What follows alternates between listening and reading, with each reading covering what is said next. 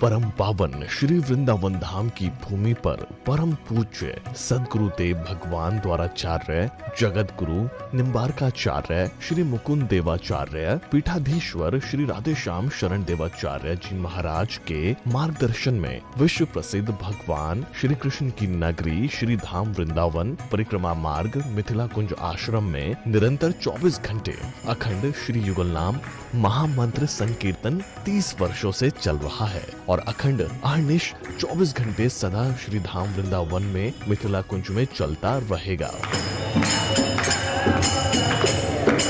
आज विश्व भर में अनेकों मंदिर हैं, किंतु भागवत का कोई मंदिर नहीं है। तब हमारे पूज्य गुरुदेव के भजन संकल्प से ये भाव जागा कि श्री धाम वृंदावन में एक अलौकिक भागवत मंदिर बने, जिसमें वृंदावन आने वाले सभी भक्तगण एक साथ संपूर्ण भागवत श्लोक का दर्शन कर सकें। सदगुरुदेव के इस भाव को साक्षात करने के लिए विश्व में प्रथम बार श्री धाम वृंदावन मिथिला कुंज आश्रम में श्रीमद् भागवत महापुराण के 18,000 श्लोक शिलालेख लिखित भव्य दिव्य श्रीमद् भागवत महापुराण मंदिर बनने जा रहा है। आप सब भी इस दिव्य भागवत मंदिर में अपना तन मन धन से सहयोग कर श्री धाम वृंदावन में अक्षय पुण्य प्राप्त करें। एक श्लोक शिलालेख की सेवा राशि मात्र 5100 रुपए है, जिसमें आपके नाम से एक श्लोक शिलालेख पर लिखा जाएगा। इसी प्रकार से आप 2 श्लोक की दान राशि 11,000 रुपए, 5 श्लोक की दान राशि 25,000 रुपए, 11 श्लोक की दान राशि 51,000 रुपए और 21 श्लोक की राशि है 1,01,000 रुपए देकर अनंत पुण्य के भागी बन सकते हैं। कहा गया है कलयुग केवल नाम आधारा। हम सब भी श्री धाम वृंदावन में अपने नाम से या अपने पूर्वजों के नाम से या घर में समस्त विघ्न बाधाओं को दूर करने के लिए श्री धाम वृंदावन में अखंड संकीर्तन कराने का अलौकिक पुण्य प्राप्त कर सकते हैं। साथ ही आपके द्वारा प्रदान किया गया सेवा राशि से हरि नाम संकीर्तन के साथ साथ संतों का भोजन एवं गौ माता के लिए गौग्रास समर्पित किया जाएगा। आप निम्न राशि प्रदान कर सदस्यता ग्रहण कर सकते हैं। एक दिन का संकीर्तन राशि मात्र 1,500 रुपए, एक माह का संकीर्तन राशि मात्र 15,000 रुपए, 12 माह की संकीर्तन राशि मात्र 21,000 रुपए से आपके नाम से निरंतर अखंड श्री युगल नाम हरि नाम संकीर्तन के साथ साथ साल के 12 माह में 12 दिन 12 संतों का भोजन गौग्रास आदि सेवाएं आपके मरणोपरांत भी चलते रहेंगे। अतः आप एक छोटा सा संकल्प लेकर हमसे जुड़ सकते हैं और श्री धाम वृंदावन मिथिला कुंज आश्रम में आप आजीवन सदस्य रहेंगे। आप वृंदावन में जब भी आएंगे तो आपके रहने की निशुल्क व्यवस्था रहेगी। ये संस्था 80G के अंतर्गत कर मुक्त है, जिसके द्वारा आप अपने दान पर टैक्स की छूट प्राप्त कर सकते हैं। आपके दान राशि की रसीद आपको बाय पोस्ट संस्था द्वारा भेजी जाएगी। साथ में आपको संस्था का प्रमाण पत्र भी दिया जाएगा। आइए हम सब मिलकर इस दिव्य भागवत मंदिर में अपना तन मन धन से सहयोग कर श्री धाम वृंदावन में एक अलौकिक भागवत श्लोक मंदिर का निर्माण करें। अधिक जानकारी के लिए संपर्क करें और मिथिला कुंज आश्रम से जुड़ने के लिए फेसबुक, यूट्यूब और इंस्टाग्राम मिथिला कुंज ऑफिशियल पेज को फॉलो करें।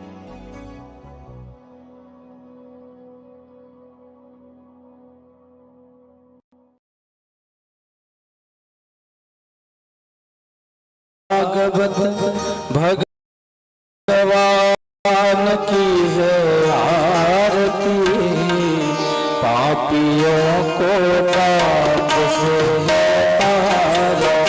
श्री भागवत भगवान की है आरती, पापियों को पाप से है तारती।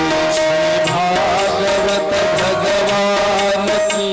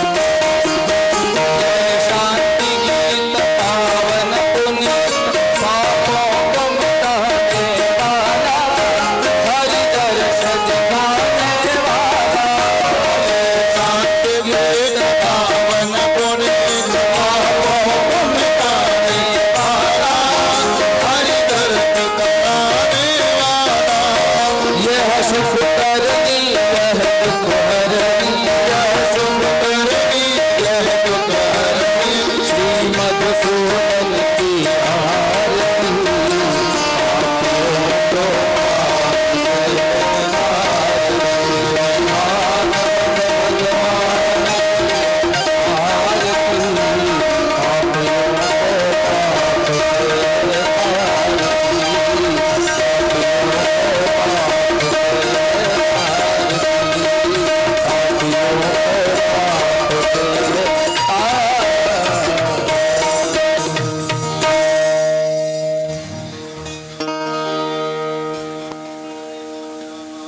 शांति रोगदया शांति वनस्पतया शांति विश्वे देवा शांति ब्रह्म शांति सर्वगुण शांति शांति रेव शांति कामा शांति रेधि ओम देवादिवंदनम मंत्र पुष्पित ओम जगनेन जगनमय जंत देवास्तानि धर्माणि प्रथमान्या सन्नादिहनाकं महिमानः सजन्त यत्र पूर्वे ताध्याः दन्ति देवाः हरिः ओम एकदन्ताय विद्महे वक्रतुण्डाय धीमहि तन्नो दन्ति प्रचोदयात् कान्ति त्रताम्रजतिनिन्दतता हृदेन्दोर्यत्रैकतो विलसिता मसिताङ्ग शोभां वृन्दावने कृतये मुनगा गजाङ्गं राधा मुकुन्दयुगलं तदहं नमामि श्री राधा कृष्ण चरण कमलेभ्यो नमः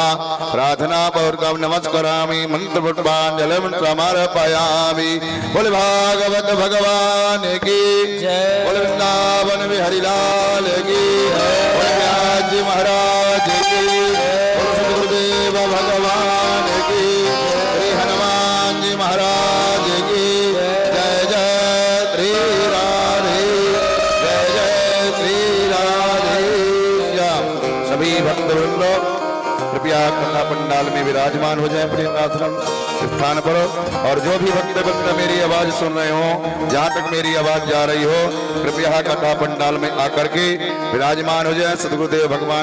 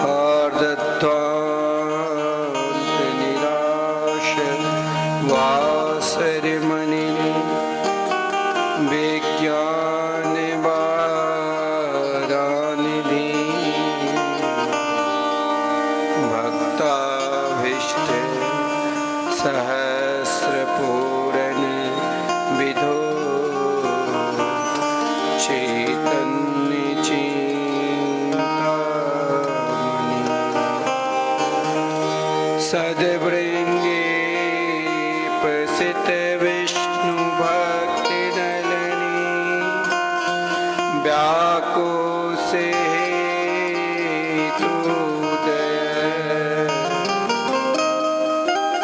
सुषमाकं कुरुतां भवाति समनं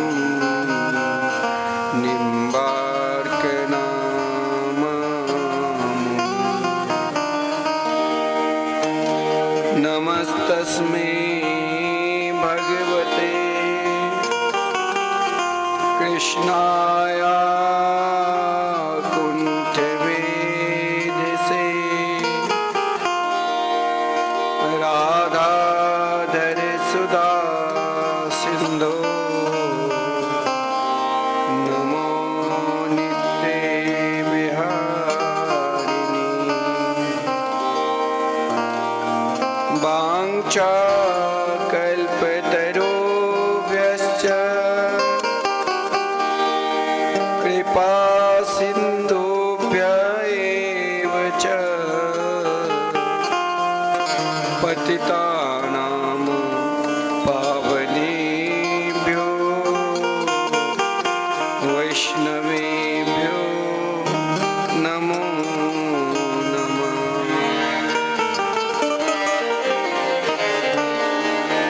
आइए हम सब मिलकर कुछ देर भगवान के मंगलमय नाम संकीर्तन करें, तत्पश्चात कथामृत का रसास्वादन करें।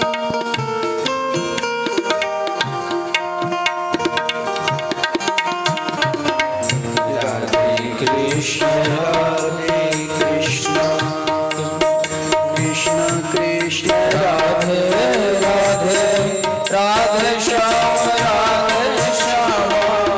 श्याम श्याम राधे राधे राधे कृष्ण राधे कृष्ण कृष्ण कृष्ण राधे राधे राधे श्याम श्याम श्याम श्याम राधे राधे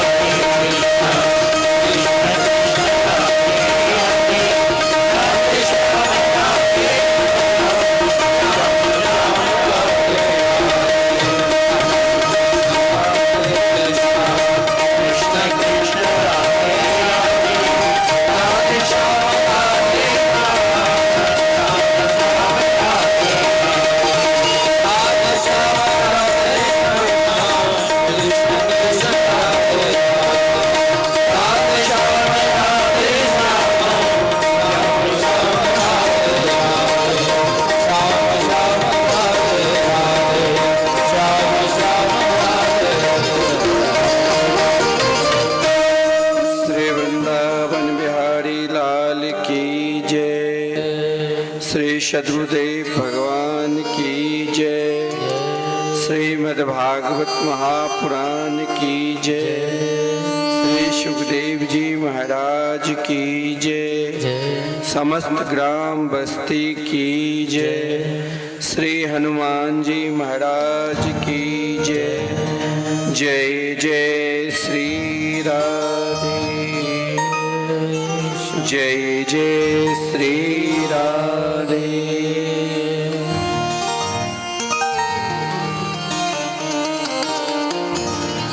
आनंद कंद स्वरूप ब्रज पुरंदर नंदन वैदिक प्रतिपाद श्री यशोदा के लाडले लाल श्री नंद नंदन श्री श्याम सुंदर के वांगमयी प्रतिमूर्ति श्रीमद् भागवत सप्ताह कथा ज्ञान यज्ञ के आज हम सब तृतीय दिवस में प्रवेश करने जा रहे हैं। उपस्थित समस्त भागवत प्रेमी भागवत के श्रोता समाज जो भागवत के पंडाल में हैं या ध्वनि यंत्र के माध्यम से अपने घर पे बैठकर कथामृत का रसास्वादन कर रहे हैं, वो अपने मन को भगवान श्री कृष्ण के चरणारविंद में समर्पित कर कथामृत का रसास्वादन करें। कल की कथा के प्रसंग में आदरणीय श्रीमान सुखदेव जी महाराज परीक्षित के समस्त शंकाओं के निवृत्ति की सृष्टि का विलक्षण वर्णन है। परमात्मा सब पे कृपा करते हैं, चाहे वो प्राणी कैसा क्यों ना हो। जीवन में हम सभी को किसी भी स्थिति में किसी भी परिस्थिति में निराश नहीं होना चाहिए।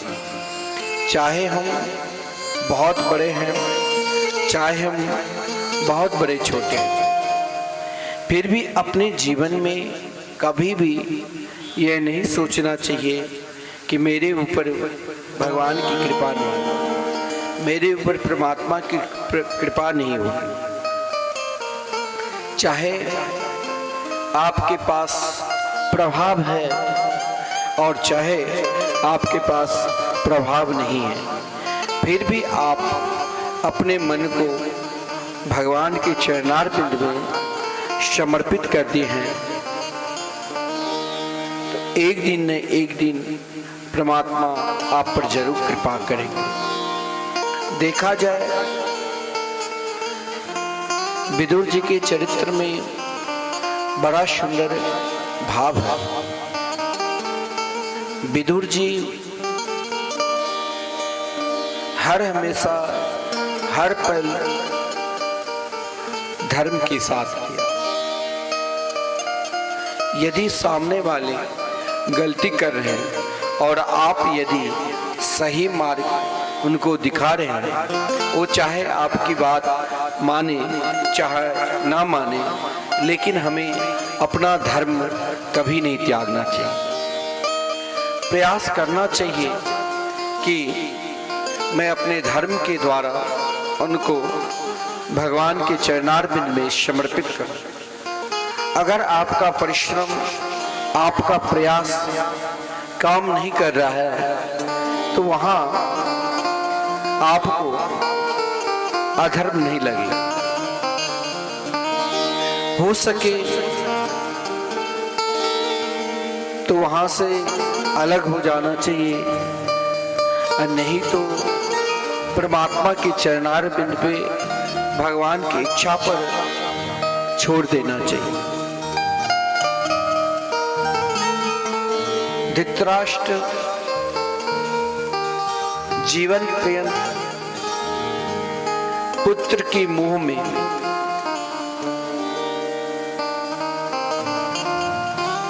मोह व्यक्ति का कहां से कहां तक पतन भी कर देता है और मोह भगवान से भी जोड़ देता है। ऐसा नहीं है, हमारे अंदर अगर किसी के प्रति मोह है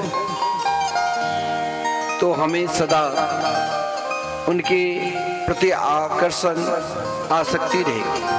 हो सकता है वही मोह भगवान के चरणार बिंद में भी समर्पित कर। मोह हर प्राणी के अंदर, ऐसा कोई नहीं है ब्रह्मा की सृष्टि में जिसके अंदर मोह नहीं है। लेकिन मोह यदि भगवान के चरणार बिंद के प्रति कि हम नित्य भगवान के भजन कर रहे हैं, हम नित्य उनकी प्रार्थना कर रहे हैं, हम नित्य उनकी आरती गा रहे हैं, परमात्मा से हमसे अत्यधिक मोह है। जब तक हम भगवान के भोग नहीं लगाते हैं तब तक हमें चैन नहीं होता। एक मोह ऐसा भी होता है जो स्वयं, जो मोह धृतराष्ट्र के अंदर था। धृतराष्ट्र अगर चाहता तो महाभारत की युद्ध नहीं होता। धृतराष्ट्र अगर चाहता तो धर्मराज, युधिष्ठिर और दुर्योधन में प्रेम बना रहता। लेकिन धृतराष्ट्र के अंदर, केवल धृतराष्ट्र बाहर के ही अंधा नहीं, अंदर से भी पुत्र मोह में अंधा हो चुका था। परंतु एक महात्मा का कर्तव्य है, एक संत का कर्तव्य है कि उनका कल्याण के लिए सतत सोचे। विदुर जी ने सोचा, चाहे धृतराष्ट्र अधर्म की ओर जा रहा है, परंतु मैं अपना प्रयास कर रहा हूं ताकि ये धर्म से जुड़ जाए। और इसके लिए अभी बहुत सुंदर इनके जीवन में सुंदर समय मिला है, क्योंकि श्री कृष्ण के दर्शन चाहे बाहर से नहीं देख पाता है, परंतु अंदर से जरूर ये अपनी दृष्टि के द्वारा दर्शन कर पाए। लेकिन जब तक इनके अंदर पुत्र मोह है तब तक परमात्मा को ये पहचान ही नहीं सकता। आदरणीय श्रीमान विदुर जी ने धृतराष्ट्र को समझाया, जब प्राणी के अंदर अत्यधिक पाप हो जाता है और अत्यधिक मोह हो जाता है तो फिर वो बड़े बुजुर्ग की बात, जो सही बात है, वो प्रिय नहीं लगता है। और सही बात को बताने वाले आपको इतने बड़े गांव में एक ही दो आदमी मिलेगा। कहा गया है, सुलवा पुरुषा लोके सततम प्रियवादिना अप्रियस्य प्रत्ययस्य वक्ता क्षुत्रा से दुर्लभ। सही बात सुनने में थोड़ी सी तकलीफ, देर लगेगा, जिससे आपका कल्याण होगा, लेकिन सही बात सुनने में महाराज कटु लगता है, आनंद नहीं आता। और स्वयं आपके अनुकूल बात यदि कोई कहने लग जाता है तो फिर बहुत आनंद आता, बहुत सुख आता। परंतु जो महात्मा है, जो संत है, जिसके जीवन में केवल भगवान के प्रति ही समर्पित भाव है, संत कभी भी आपको आपके अनुकूल वो बात नहीं कहेंगे जिससे आप अधर्म की ओर, अन्याय की ओर जाएंगे। संत केवल आपका कल्याण के लिए ही बात है। आज आदरणीय श्रीमान विदुर जी ने धृतराष्ट्र से कहा, अरे धृतराष्ट्र, आप राजा हो, मैं मानता हूं, आप मेरे भाई भी हो, भी मैं मानता हूं, परंतु आप अधर्म क्यों कर रहे हैं? शास्त्र कहते हैं अधर्मी के संग नहीं करना चाहिए। अधर्मी के संग करने से, उनकी तरंग से, उनकी छाया से, उनके साथ रहने से, चाहे हम बहुत बड़ा धर्मात्मा क्यों नहीं है, मेरे जीवन में अधर्म जरूर आएगा। अधर्मी का संग, कौरवों के संग, चाहे द्रोणाचार्य जी जैसे महान ज्ञानी, महान धर्मात्मा, उनको भी महाराज महाभारत मुसीधर से अलग होना। चाहे भीष्म पितामह जैसे धर्मात्मा जो धर्म के प्रति मूर्ति है, फिर भी अधर्मी की शादियां तो बांध की सज्जा पर सोना पड़ा। जिस समय दुशासन द्रौपदी के बीच सभा में वस्त्र को हरण करने के लिए उद्यत था, उस समय विकर्ण ही एक ऐसा महापुरुष थे, परम धर्मात्मा थे, जिस विकर्ण ने रोका था। वहां कौरवों पक्ष में समस्त धर्मात्मा थे, फिर भी विकर्ण कहा ऐसा अधर्म ना करो। फिर भी विकर्ण भूल से या गलती से या दुर्योधन की आज्ञा से उनके पक्ष में युद्ध किया, वो भी मारा गया। बड़ा से बड़ा धर्मात्मा भी यदि अधर्म का साथ देता है, अधर्मी का साथ देता है, तो मान लेना उनका भी उन अधर्म जैसे ही दुर्गति हो। आदरणीय विदुर जी नहीं चाहते थे कि धृतराष्ट्र मेरे भ्राता है, ये अधर्मी के साथ है, और इनके पुत्र दुर्योधन साक्षात अधर्म की प्रतिमूर्ति है। एक दिन प्रातः काल के समय में ही वहां कोई नहीं था, केवल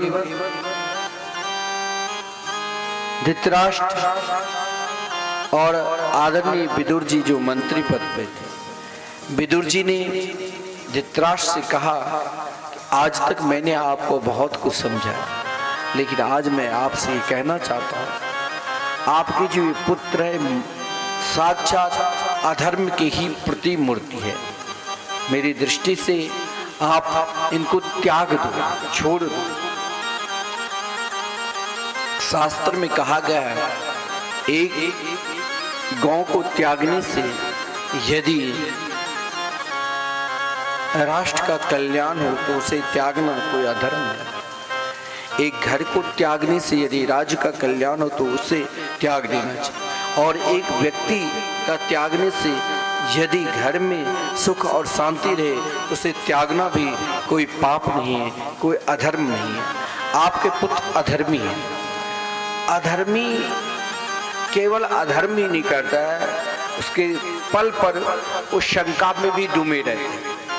आप यदि किसी से बात करोगे और कोई अधर्मी है तो मन में विचार करेगा कहीं ये हमारी निंदा तो नहीं कर रहे हैं, वहां जरूर टपक जाएगा। दुर्योधन जैसे अधर्मी ने देखा, दुर्योधन को वहां आना उचित नहीं था, फिर भी दुर्योधन वहां आकर जहां धृतराष्ट्र और विदुर जी के संवाद चल रहे थे, दुर्योधन ने आकर अपने पिता के समीप ही विदुर जी जैसे महात्मा को कहा, अरे दासी के पुत्र। विदुर जैसे महात्मा को दुर्योधन जैसे अधर्मी दासी का पुत्र का संबोधन किया। देखा जाए तो व्यास जी जिस प्रकार धृतराष्ट्र जन्म लिया, विदुर जी की उन महात्मा के ही कृपा से, व्यास जी के ही कृपा से जन्म लिया था। परंतु धृतराष्ट्र के समीप दुर्योधन ने विदुर जी को गाली देने लग गया, दासी पुत्र कहा, नौकरानी के पुत्र कहा, अंत में कहा हो सकता है तो इसे जीवा काट लो। लेकिन एक महात्मा निरुत्तर खड़े होकर सोचा इससे बहस करना ठीक नहीं, यहाँ से चला जाना ही सही है। विदुर जी देखिए, बहुत लोग कहते हैं कि भाई सामने वाले पाप करके इतना बड़ा बन गया और हमने तो सही धर्म पर चला तो अभी हम कुछ नहीं बने। बहुत लोग धर्म के भी आड़ में महाराज पाप करते हैं, बहुत बड़े हो जाते हैं।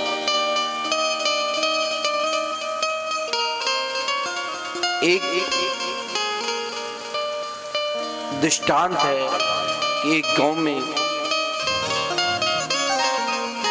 एक व्यक्ति भगवान शिव की आराधना कर रहे हैं। शिव की आराधना में कभी कभी धर्म से भी अधर्म हो जाता है। उसने भगवान की आड़ में नित्य पूजन करते थे, लेकिन उस आड़ में अधर्म किया, जिस अधर्म के फलस्वरूप वो बहुत बड़ा हो गया। अब उनको देखकर दूसरे भी उसी प्रकार अधर्म करने लगे, पूरे गांव अधर्म करने लगे।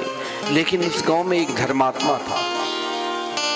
जब उन धर्मात्मा की पत्नी ने कही कि देखो सब ऐसा कौन सा कार्य किया जो सब गांव में बहुत बड़े हो गए, सबके यहाँ फ्लैट मकान और मेरे पास कुछ नहीं। वो धर्मात्मा ने कहा कि गांव सब एक दिन जलकर राख हो जाए, जिस दिन मैं इस गांव को छोड़ दूं। अब देखा सब धर्म के आड़ में अधर्म ही कर रहा है, अधर्म से चारों तरफ पाप ही पाप बढ़ा। अब उन धर्मात्मा ने सोचा कि इन अधर्मियों के बीच में रहना उचित नहीं। अपनी पत्नी से कहा कि छोटी सी एक झोपड़ी थी कि इसमें से चलो निकलो। जब झोपड़ी में से वो निकला तो कहा कि गांव में आग कहाँ लगे? बोले एक सुई अभी भी झोपड़ी में बचा हुआ है। उन सुई को बाहर किया, तुरंत महाराज आग से सब जलकर राख हो। अधर्म वर्चस्व तो कर देगा, लेकिन वो अधर्म कभी स्थिर नहीं रहने देगा। अधर्म पूर्वक अनीति पूर्वक यदि धन भी अर्जन कर लेते हैं तो वहां भी आपस में भाई भाई की लड़ाई, सगे संबंधियों की लड़ाई, वहां भी अशांति होगी। विदुर जी जैसे महात्मा ने सोचा अब यहाँ केवल अधर्म ही अधर्म बढ़ गया, यहाँ रहना उचित नहीं है। विदुर जी ने अपनी पत्नी विदुरानी से कहा कि लगता है अब इसे छोड़ना पड़ेगा, क्योंकि दुर्योधन जिस प्रकार अपमान किया, गाली दिया और सैनिकों से कहा कि इसे शीघ्रता से बंदी बना लो, तो विदुर जी को उचित नहीं लगा। विदुर जी ने मंत्री पद को त्याग दिया। बोले विदुर जी मंत्री पद पर थे, एक बार अगर कोई मंत्री बन जाए तो उनकी 10-20 पीढ़ियां चलते हैं। विदुर जी कुछ ले गया कि नहीं? बोले नहीं। महात्मा कभी लेते नहीं, वो जो लेंगे क्या लिए? रावण ने विभीषण जैसे महात्मा को त्यागा, जिसके रोम और रोम में से राम नाम निकलते, तो रावण का अंत हुआ। दुर्योधन कौरवों ने विदुर जी जैसे महात्मा को नहीं पहचाना। विदुर जी अपनी पत्नी के साथ में लेकर गंगा के तट पर एक केला का वन था, कदली का वन, जहां पर एक छोटी सी कुटिया बनाकर रहने लगे। बोले ले क्या गया? बोले स निर्गतः कौरव पुण्य लभते। कोई महात्मा के अपमान करने से, कोई भगवान के नाम की आराधना करते उनके अपमान करने से क्या लिया? उनके समस्त पुण्य को ही लेकर चले गए। सह निर्गतः कौरव पुण्य लभते। विदुर जी बड़े आनंद के साथ उन केले के वन में अपनी पत्नी विदुरानी के साथ रहने लग गए। नित्य गंगा जी में स्नान करते थे। लेकिन आज वर्षों बाद श्री कृष्ण शांति दूत बनकर हस्तिनापुर आने वाले थे। ये सुनकर सूचना मिली, क्योंकि हस्तिनापुर को चारों तरफ सजाया गया था। इधर धृतराष्ट्र दुर्योधन सोचा कि चलो श्री कृष्ण आ रहे हैं। उनके अंदर कपट भाव था, उनके अंदर प्रेम भाव नहीं था, उनके अंदर कपट छुपा हुआ था।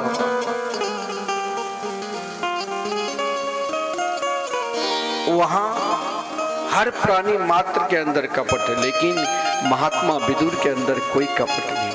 विदुर जी ने अपनी पत्नी विदुरानी से कहा, कल द्वारकाधीश साक्षात हस्तिनापुर आ रहे हैं, देखिए क्या सुंदरता आज हस्तिनापुर को सजाए।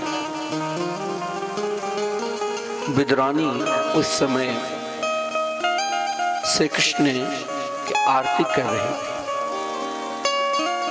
विदुर जी बार बार कह रहे हैं, लेकिन विदुरानी श्री कृष्ण के प्रेम में इस प्रकार भाव विभोर हो गई और प्रार्थना करने लगी, हे मेरे गोविंद, आप कब तक हमें रुलाओगे?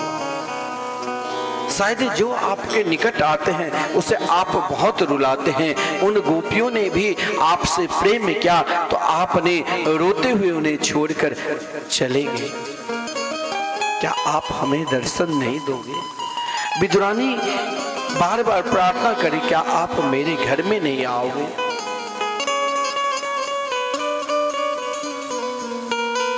अगर आपके हृदय में सही में प्रेम है, सही में भाव है और प्रार्थना में शक्ति है, तो जरूर आपके निकट प्रभु आएंगे, क्योंकि वो बहुत दयालु है। यदि आप अपनी माता, अपने पिता, बड़े बुजुर्ग को भी सम्मान करते हैं, आदर करते हैं, तो प्रभु दौड़े चले आते हैं। लेकिन वो आपके धर्म में सच्चाई है, वहां किसी भी प्रकार की बनावटी नहीं चलेगी। दुनिया को आप ठग सकते हो, दुनिया में आपकी बनावटी चल सकती है, लेकिन परमात्मा के निकट किसी भी प्रकार की बनावटी चलेगा ही नहीं। स्वयं महाराष्ट्र में जैसे श्री कृष्ण के दिव्य मंदिर है विठलनाथ, एक पुंडरीक था। पुंडरीक, उनकी माता बीमार चारपाई पे खटिया पर महीनों से पड़ी हुई थी। पुंडरीक ने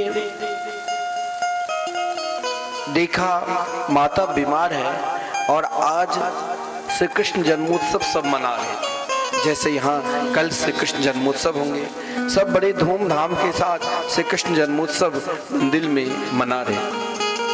पुंडरीक के मित्रों ने कहा कि पुंडरीक, आज तुम भी मेरे साथ मंदिर चलो ना। पुंडरीक ने कहा, कौन सा मंदिर? बोले विठलनाथ जी के दर्शन करने। पुंडरीक ने कहा, मेरे मंदिर, मेरे विठलनाथ तो मेरी माँ है, अपनी माँ की चरण सेवा कर रहे थे। इधर मंदिर में हजारों की भीड़, सब जय जयकार लगा रहे हैं, कीर्तन गा रहे हैं, नाच रहे हैं, झूम रहे हैं। लेकिन मंदिर में विराजमान विठलनाथ जी ने कहा कि मैं अपने परम प्रिय भक्त के द्वार पर जा रहा हूँ, जो अपनी माता में भी मुझे दर्शन कर रहे हैं। ऐसे परम प्रिय भक्त के निकट जा, सब मंदिर में जय जयकार कर रहे हैं और परमात्मा श्री कृष्ण कहाँ पहुँच गए? तो विठलनाथ पुंडरीक के द्वार पर बहुत देर तक। देखिए, जैसे हम मंदिर में जाते हैं, बड़े बड़े मंदिर में दर्शन करने के लिए जाओगे तो वहां प्रतीक्षा करनी पड़ती है, लेकिन कभी कभी भगवान को भी अपने परम प्रिय भक्त की प्रतीक्षा करनी पड़ती है। जिस समय पुंडरीक माता की चरण सेवा कर रहे थे और भगवान द्वार पर बहुत देर तक खड़े होकर थक गए, कहा, अरे पुंडरीक, मैं द्वार पर खड़ा हूं, आओ मुझे दर्शन करो, मैं थक गया हूं। लेकिन पुंडरीक ने कहा, अरे विठल, तू आए हो, लो एक ईंट का सहारा दे दिया कि इस पर तुम इसके सहारे रह जाओ, मैं तो अपनी माता की सेवा कर। समस्त भक्त मंदिर में दर्शन करने के लिए गए और एक परम प्रिय भक्त अपनी माता की सेवा कर रहे थे, तो स्वयं भगवान परमात्मा दौड़ते हुए वहां आ गए। यहाँ हस्तिनापुर में सब सजे हैं, एक दूसरे के ऊपर आनंद उत्सव समाये हुए हैं। जब द्वारकाधीश श्री कृष्ण रथ पर विराजमान हुए, सब उनके रूप माधुरी के दर्शन कर रहे हैं। विदुर जी भी एक कोने में उनके स्वरूप को दर्शन कर रहे हैं, परंतु विद्रानी अपने घर में बैठकर श्री कृष्ण से प्रार्थना कर रही है, हे मेरे गोविंद, हे मेरे गोपाल, क्या आप मेरे ऊपर कृपा नहीं करोगे? क्या आप मुझे दर्शन नहीं दोगे? मुझे विश्वास है, क्योंकि विदुर जी ने कहा था, तो विश्वास पूर्वक भगवान के भजन करो, चाहे वो आज मिले, चाहे वो 10 वर्ष के बाद मिले, चाहे वो 10 जन्म के बाद मिले, वो जरूर मिले। हे मेरे गोविंद, हे मेरे गोपाल, क्या आप मुझे रुलाते ही रहोगे? इधर श्री कृष्ण ने जब प्रवेश किया महल में दुर्योधन, दुशासन, धृतराष्ट्र, द्रोणाचार्य, कृपाचार्य, भीष्म पितामह सबने स्वागत किया। लेकिन जब सबने पूछा आपके आने का अभिप्राय, तो देखिए भगवान बड़े होना, बड़ापन, स्वयं को प्राप्त करना, दूसरों को भी आपको बड़ापन देना पड़े। भगवान ने कहा, अरे दुर्योधन, तुम तो दुर्योधन नहीं, तुम तो सुयोधन हो, लेकिन मैं कहना चाहता हूँ, ये जो पांडव के पुत्र 5 पांडव है, वो आपके कौन लगेंगे? बोले भाई। तो कहा, इस विशाल संपत्ति पर, पृथ्वी पर उनका भी तो अधिकार है। मेरी दृष्टि से आप कम से कम 5 गांव उनको दे दो, वो बस वहीं पर संतोष कर लेंगे। लेकिन दुर्योधन ने क्रोध में आकर कहा, देख कन्हैया, जब तक वो युद्ध हमसे नहीं करेगा, तब तक सुई के नोक के बराबर भी मैं भूमि नहीं दे सकता। आपस में खूब चर्चा होने लगी। धृतराष्ट्र ने कहा, ये भाई भाई की लड़ाई है, आपके लिए तो 56 प्रकार के व्यंजन तैयार है, आप चलो भोजन करने के लिए। श्री कृष्ण ने कहा, भोजन 2 ही जगह किया जाता है, जहां प्रेम हो, भाव हो, और या हमें स्वयं भूख लगी हो। ना हमें भूख लगी है और ना आपके अंदर वो प्रेम है, ना भाव है। भीष्म पितामह, द्रोणाचार्य भी कहा कि प्रभु आप मेरे घर पर चलिए भोजन करने। बोले नहीं, आप भी इन अधर्मी दुर्योधन का अन्न खाते हैं। मैं करूंगा तो जरूर। दोपहर का समय हो चुका था। भगवान सीधे उन कदली के वन में, जहाँ एक छोटी सी कुटिया बनाकर नेत्र बंद करके विदुरानी से कृष्ण से प्रार्थना कर रही थी। प्रार्थना करते करते करते आज संध्या हो गई। प्रातः काल के बेला में भी विदुरानी श्री कृष्ण की याद करने लगी। भूल गई थी आज सारा काम, कुछ कार्य भी नहीं किया। और महाराज महापुरुष लोग कहते हैं उस समय विदुरानी स्नान कर रही थी। श्री कृष्ण ने दरवाजा खटखटाया कि दरवाजा खोलो चाची, हम आ चुके हैं। आज विदुरानी के जीवन धन्य धन्य हो गया। आज लगा कि मेरा सर्वस्व आ गया। श्री कृष्ण के रूप माधुरी को देखकर विदुरानी उस प्रेम में ऐसे भाव विभोर हो गई, जो क्या खिलावे क्या नहीं। घर में कुछ था नहीं, एक बटलोही में साग पड़ा हुआ था, लेकिन सोचा अभी तो साग आग पे ही चढ़ा है, परंतु दो क्या। तो विदुरानी प्रभु को केले उठाया, वहां केले के वन में था तो केले का फल खिलाने लगा। परंतु कृष्ण प्रेम में सब कुछ भूल जाते हैं। प्रेम ऐसा चीज है, उसमें फिर नेम, व्रत, पूजा, जप, ध्यान सब कुछ भूल जाते हैं। विदुरानी जब सब कुछ भूल कर देह का सुध भी नहीं रहा और श्री कृष्ण की ओर देखने लगे, श्री कृष्ण भी बड़े भाव के साथ उन छिलकों को पाने लगे। संत लोग क्या भाव करते हैं। आज हरि आए, आज हरि आए, विदुर घर पावना। हरि आए, विदुर घर पावना। आज हरि आए, विदुर घर पावना। आज हरि आए, विदुर घर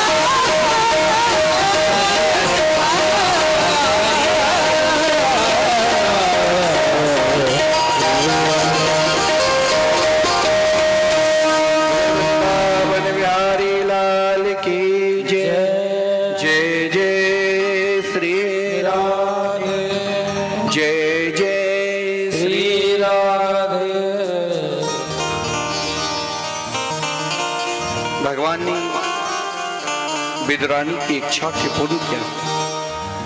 विदुर जी के मिलन जिस समय उद्धव जी के साथ हुआ तो उद्धव जी ने विदुर जी से कहा, विदुर जी आपके समान सौभाग्यशाली इस संसार में भला कौन है।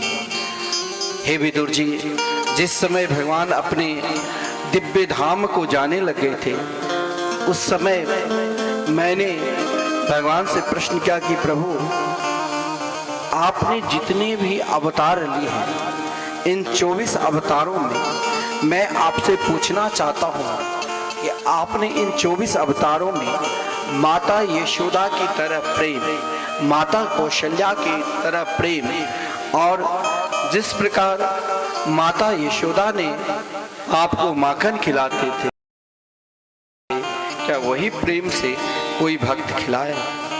भगवान के नेत्र सजल हो गए।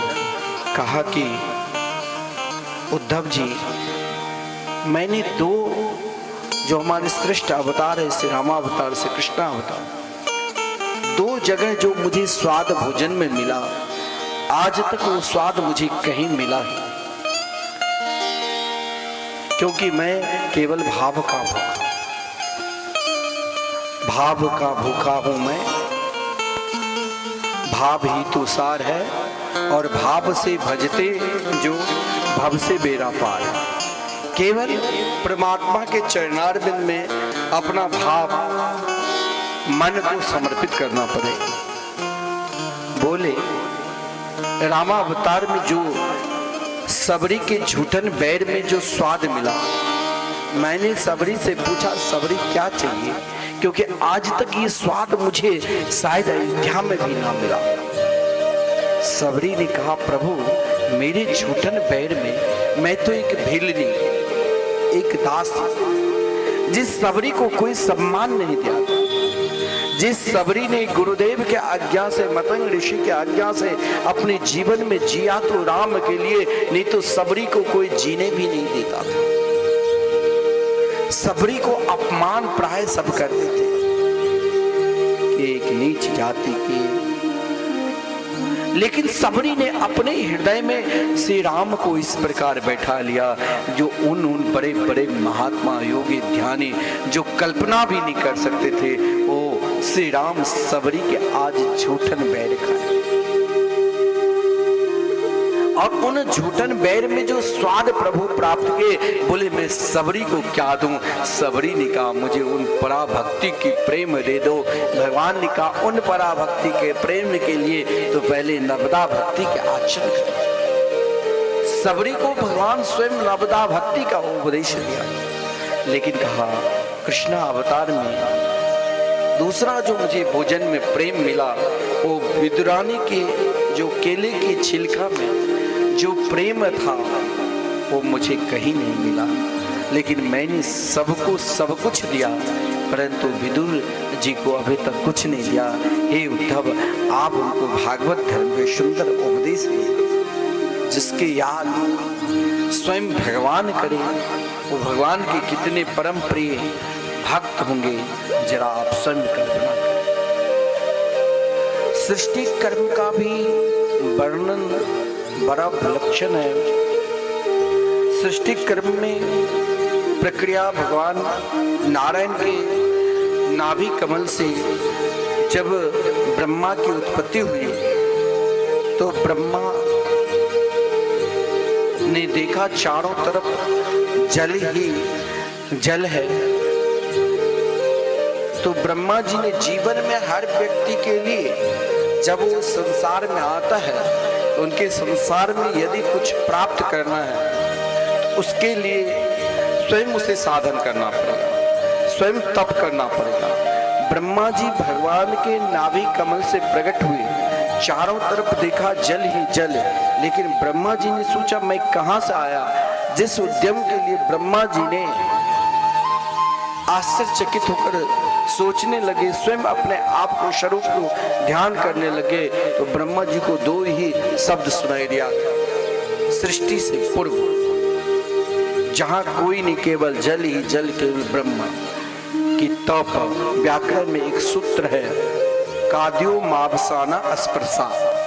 क से म तक जो अक्षर होता है वो स्पर्श कहलाता है। उनका क से म तक के अक्षर में दो अक्षर बहुत विशिष्ट है, तप। ब्रह्मा जी को दो ही शब्द सुनाई दिया, तप। जीवन में अगर हमें कुछ प्राप्त करना है तो तप करना ही पड़ेगा। चाहे धन को प्राप्त करना है, खूब धनवान बनना है तो तप रूपी परिश्रम करना पड़ेगा। चाहे विद्या को प्राप्त करना है तो खूब तप करना पड़ेगा, खूब अध्ययन करना पड़ेगा।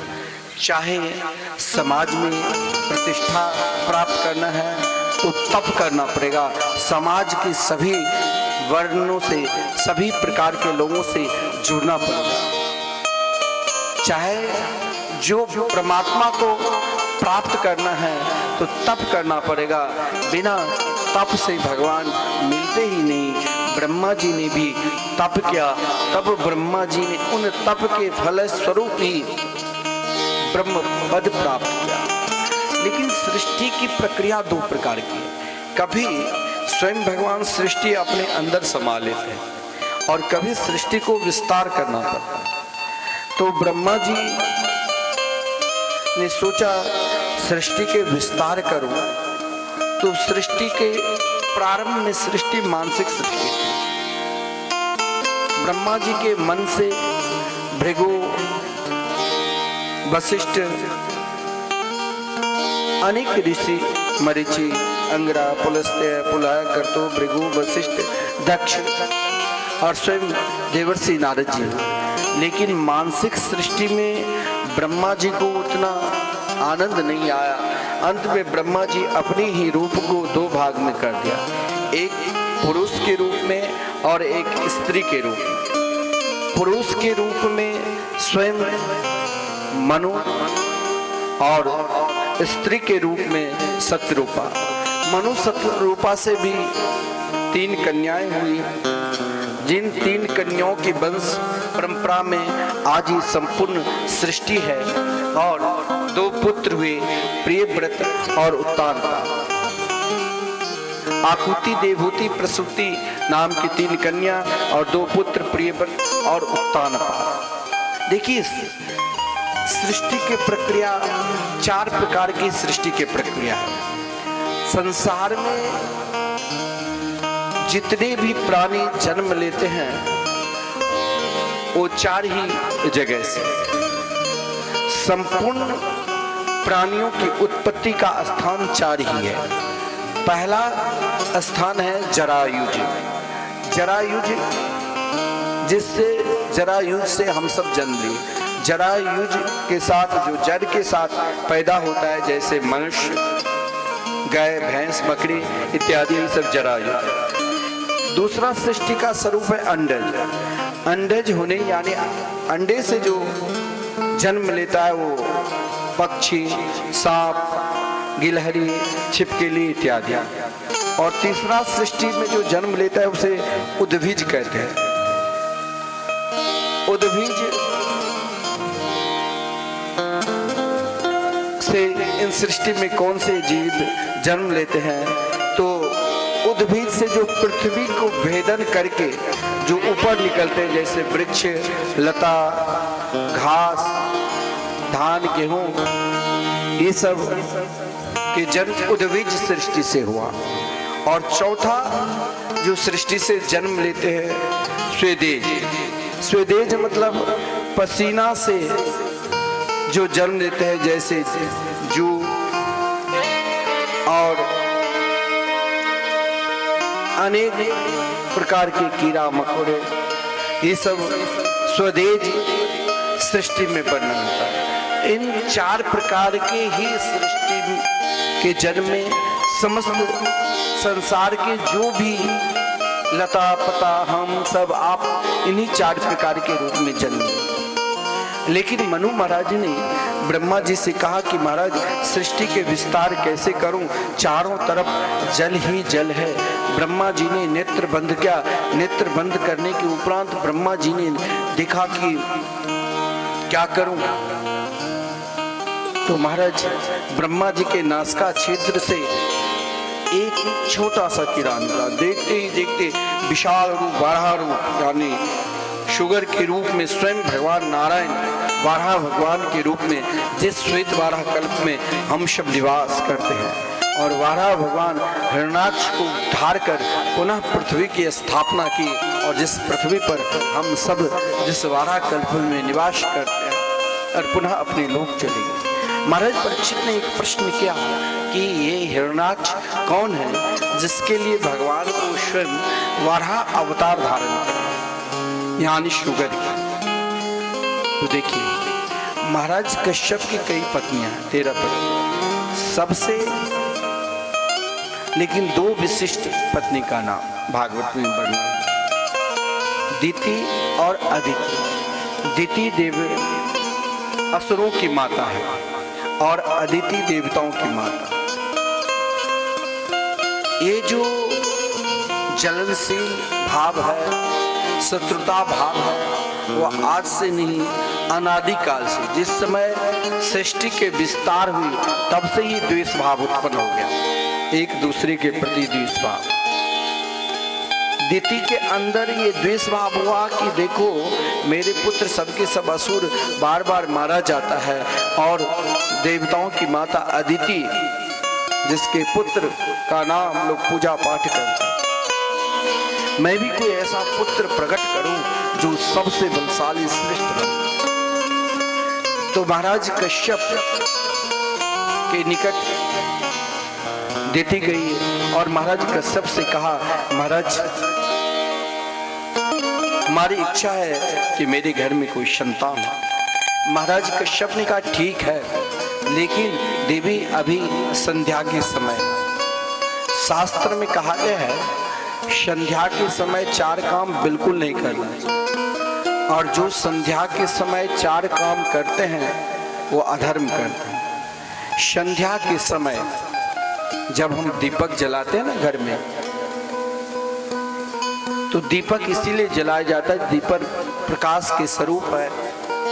प्रकाश के स्वरूप यानी मन में बाहर भी प्रकाश रहे, अंधेरा को दूर करने के लिए, और अंदर भी हमारे अंदर प्रकाश रहे, जो प्रकाश के प्रतीक स्वयं परमात्मा है, जो प्रकाश के प्रति हमारे हृदय में शांति है, जो प्रकाश के प्रति हमारे तेज है, जो प्रकाश के प्रति हमारी शक्ति है, वो बाहर से भी बने रहे, अंदर से भी बने रहे। संध्या के बेला में जब कश्यप ऋषि से दिति ने कहा कि मुझे संतान चाहिए, आप मेरे साथ हो, कश्यप ऋषि ने कहा देवी संध्या के समय देवी पूजन करना चाहिए। संध्या के समय सबके द्वार पर भगवान भोलेनाथ किसी न किसी रूप से आते हैं। हमारे पूज्य गुरुदेव कहा करते हैं कि संध्या के समय भोलेनाथ हर प्राणी से मिलने के लिए जाते हैं, आशीर्वाद देते हैं, भवा भवा। उस समय कोई किसी को कुछ कह दिया तो आशीर्वाद आपको लग जाएगा। संध्या के समय हो सके तो ताश नहीं खेलना चाहिए, संध्या के समय हो सके तो किसी की निंदा नहीं करना चाहिए, संध्या के समय हो सके तो किसी को गाली गलौज नहीं देना चाहिए, संध्या के समय हो सके तो किसी के अनिष्ट नहीं सोचना चाहिए, क्योंकि संध्या के समय भोलेनाथ सबके द्वार पर सूक्ष्म। कश्यप ऋषि ने कहा देखिए संध्या के समय अगर हम भोजन करते हैं तो पेट में अनेक विकार आ जाएगा, रोग, शरीर में अनेक रोग हो जाएगा। संध्या के समय खाना भी नहीं चाहिए, और संध्या के समय सोना नहीं चाहिए। संध्या के समय सोने से कहा गया है शरीर की शक्ति आयु कम होते है। संध्या के समय सोने से शरीर में अनेक प्रकार के विकार रोग उत्पन्न हो जाते हैं। संध्या के समय सोने से दरिद्रता आती है,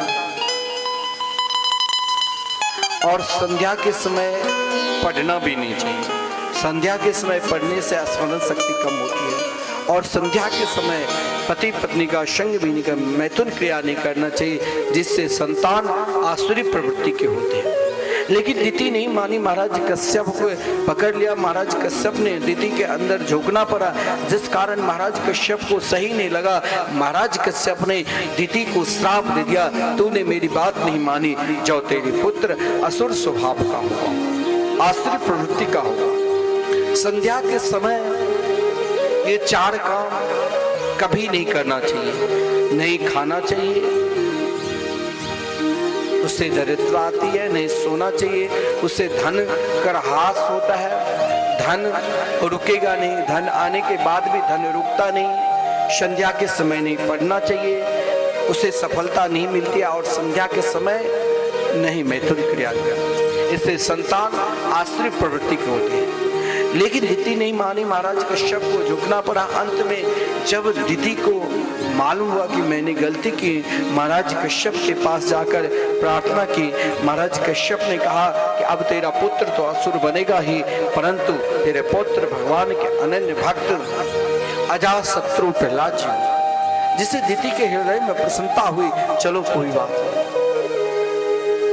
इधर महाराज दिति ने कहा कि मेरे पुत्र गौ के द्रोही, ब्राह्मण के द्रोही, वेद के द्रोही, सनातन धर्म के द्रोही होंगे, ऐसा पुत्र को जन्म नहीं करें।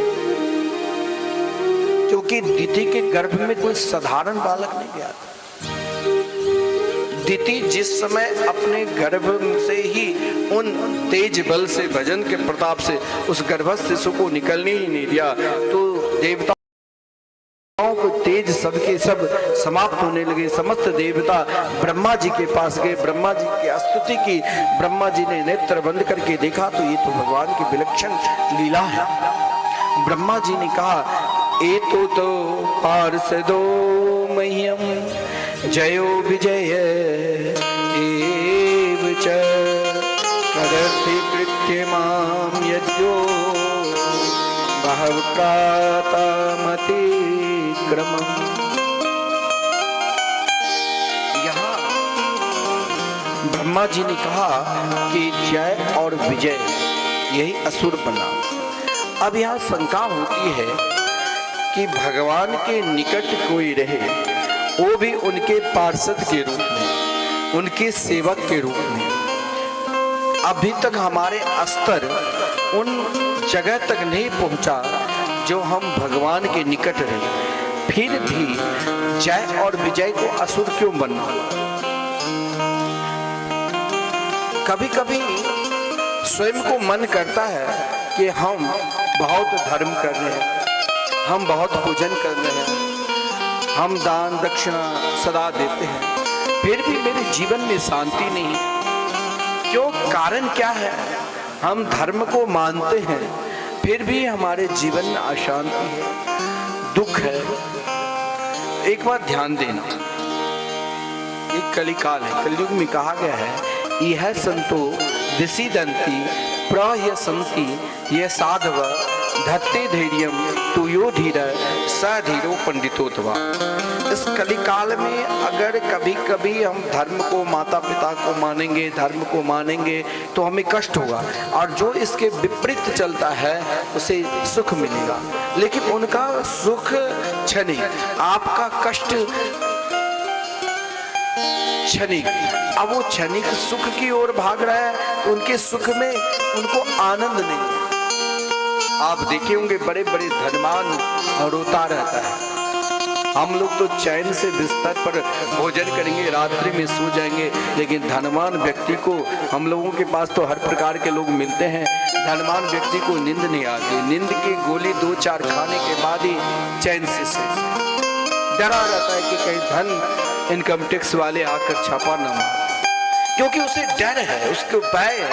वो धर्म की नीति से धन को अर्जन नहीं किया है, उसके अंदर भय है, वो हर हमेशा भयभीत रहता है। जिस भय के कारण, जिस डर के कारण महाराज नींद की गोली खानी पड़ती है। मेरे अंदर भय नहीं है, मैंने परिश्रम से धन अर्जन किया है, मेरे धन के साथ भगवान जुड़े हैं, मेरे धन में डर है ही नहीं, हम चैन से सोते। तो जब जय और विजय के अंदर वो डर था ही नहीं, जो भगवान के निकट, नारायण के निकट उनके मुख पार्षद के रूप में उपस्थित थे, तो उसे असुर क्यों बनना? और किसने श्राप दिया? तो स्वयं सनकादिक भजन करते हुए एक क्षण नहीं, क्योंकि भगवान के 24 अवतारों में सनकादिक के प्रथम नाम आता। जन्म लिया और जन्म लेते ही 5 वर्ष की अवस्था बनाकर भगवत भजन में लग गए। लेकिन सनकादिक ने जय विजय को श्राप क्यों दिया? श्राप के अधिकारी वो है जो आपको धर्म करने वक्त आपके धर्म में व्यवधान डालता है, जो परमात्मा से मिलने के लिए आपकी इच्छा है कि हम भगवान की कथा सुने, और वो यदि रोकता है तो वो भी महान अधर्म है। आपकी इच्छा है हम भगवान के दर्शन करने के लिए अयोध्या, वृंदावन, काशी, वैद्यनाथ धाम जाए, कोई रोकता है, वो भी अधर्म है, श्राप के अधिकारी। क्योंकि शास्त्र में कहा गया यहाँ अगर क्रोध आता है तो कोई बात नहीं, लेकिन वैकुंठ लोक में यदि क्रोध आवे तो कहा गया है वैकुंठ मृग पक्षी नाम स्त्री नाम चापी न मत्सरा सर्व दोष विहीनत्वात् तत्र दोष हरिक्षया। वैकुंठ में जितनी भी स्त्रियां हैं वो सब भगवान के ही स्वरूप, और जितने भी पुरुष हैं वो भी भगवान के नारायण के स्वरूप। फिर भी 6 द्वार को पार करने के बाद 7वें द्वार पर यदि जय विजय रोका तो हम सबके कल्याण के लिए एक महापुरुष संत महात्मा को क्या कमी है, क्यों आपके द्वार पर मांगने के लिए आते हैं? वो आपके कल्याण के, वो चाहते हैं भाई ठीक है, हम यदि उनके द्वार पर मांगने के लिए चाहते हैं तो हम अपना लिए नहीं, हम इनके कल्याण। अब वृंदावन धाम में लगातार 30 वर्षों से कीर्तन चल रहा है। अब वहाँ कीर्तन कोई 24 घंटे घर पर करा ले तो थक जाते, नवा आप लोग कराते थक जाते। एक माँ की करा लेते हैं तो 50 गाँव में नाम हो जाता है मैंने एक माँ की कीर्तन कराया। और जहाँ 24 घंटे आपके आश्रम वृंदावन में मिथिला कुंज में आहर निशम कभी बंद ही नहीं हो रहा है और लगातार 30 साल से चल रहे हैं, तो उसके लिए व्यय करना पड़ता है। और वहाँ कोई एक दिन का कीर्तन करा लिया 1500 उनके है, कोई अपने मरणोपरांत भी उनके नाम से चलता है तो 21,000। तो कहने का तात्पर्य संत महात्मा जाएंगे वहाँ, तो शनकादिक भी भगवान के दर्शन करने के लिए जब गए तो जय विजय का रोकने का अभिप्राय कुछ और था, क्योंकि भगवान चाहते थे कि मैं किनसे लड़ूं और कैसे संसार के प्राणी को कल्याण करूं। तो भगवान अपने भक्त से कभी कभी प्रार्थना करते, मेरे लिए तुम्हें कुछ करना पड़ेगा। एक सेवक अपने स्वामी के हर कार्य के लिए सतत तैयार रहता है, और वही सेवक उत्तम है। सेवा भाव 3 प्रकार के होता है। प्रथम सेवा जो आपके हृदय में इच्छा हुई और सामने वाले मान जाए तो ये प्रथम सेवा। द्वितीय मध्यम सेवा जो कहने के बाद कर ले, और तृतीय जो सेवा भाव है जो कहने के बाद भी न करे, इसे अधम सेवा का। तो जय विजय उच्च कोटि के संत। तो भगवान ने सोचा अगर मैं श्राप दे दूं तो फिर अधर्म होगा। तो शनकादिक को जब रोका तो शनकादिक ने उसे असुर होने का श्राप दे दिया कि तुमने मुझे प्रभु के दर्शन करने के लिए रोके हो, जाओ तो असुर हो जाओ। वही असुर होने का जब श्राप मिला तो स्वयं भगवान आकर शनकादिक से प्रार्थना कि आपने मेरा कार्य किया, लेकिन जय और विजय तुम घबराना नहीं, अगर तुमको 3 बार असुर बनना पड़ेगा। देखिए हम अगर कथा सुनते हैं, अगर हमसे पाप हो जाता है तो घबराना नहीं चाहिए। हमने अगर जीवन पर्यंत पाप के हैं और एक क्षण के लिए भगवान के निकट उनकी कथा श्रवण कर लेते तो समस्त पाप नष्ट हो जाए। अब ये नहीं जो भाई हम भगवान के आड़ में पाप करें।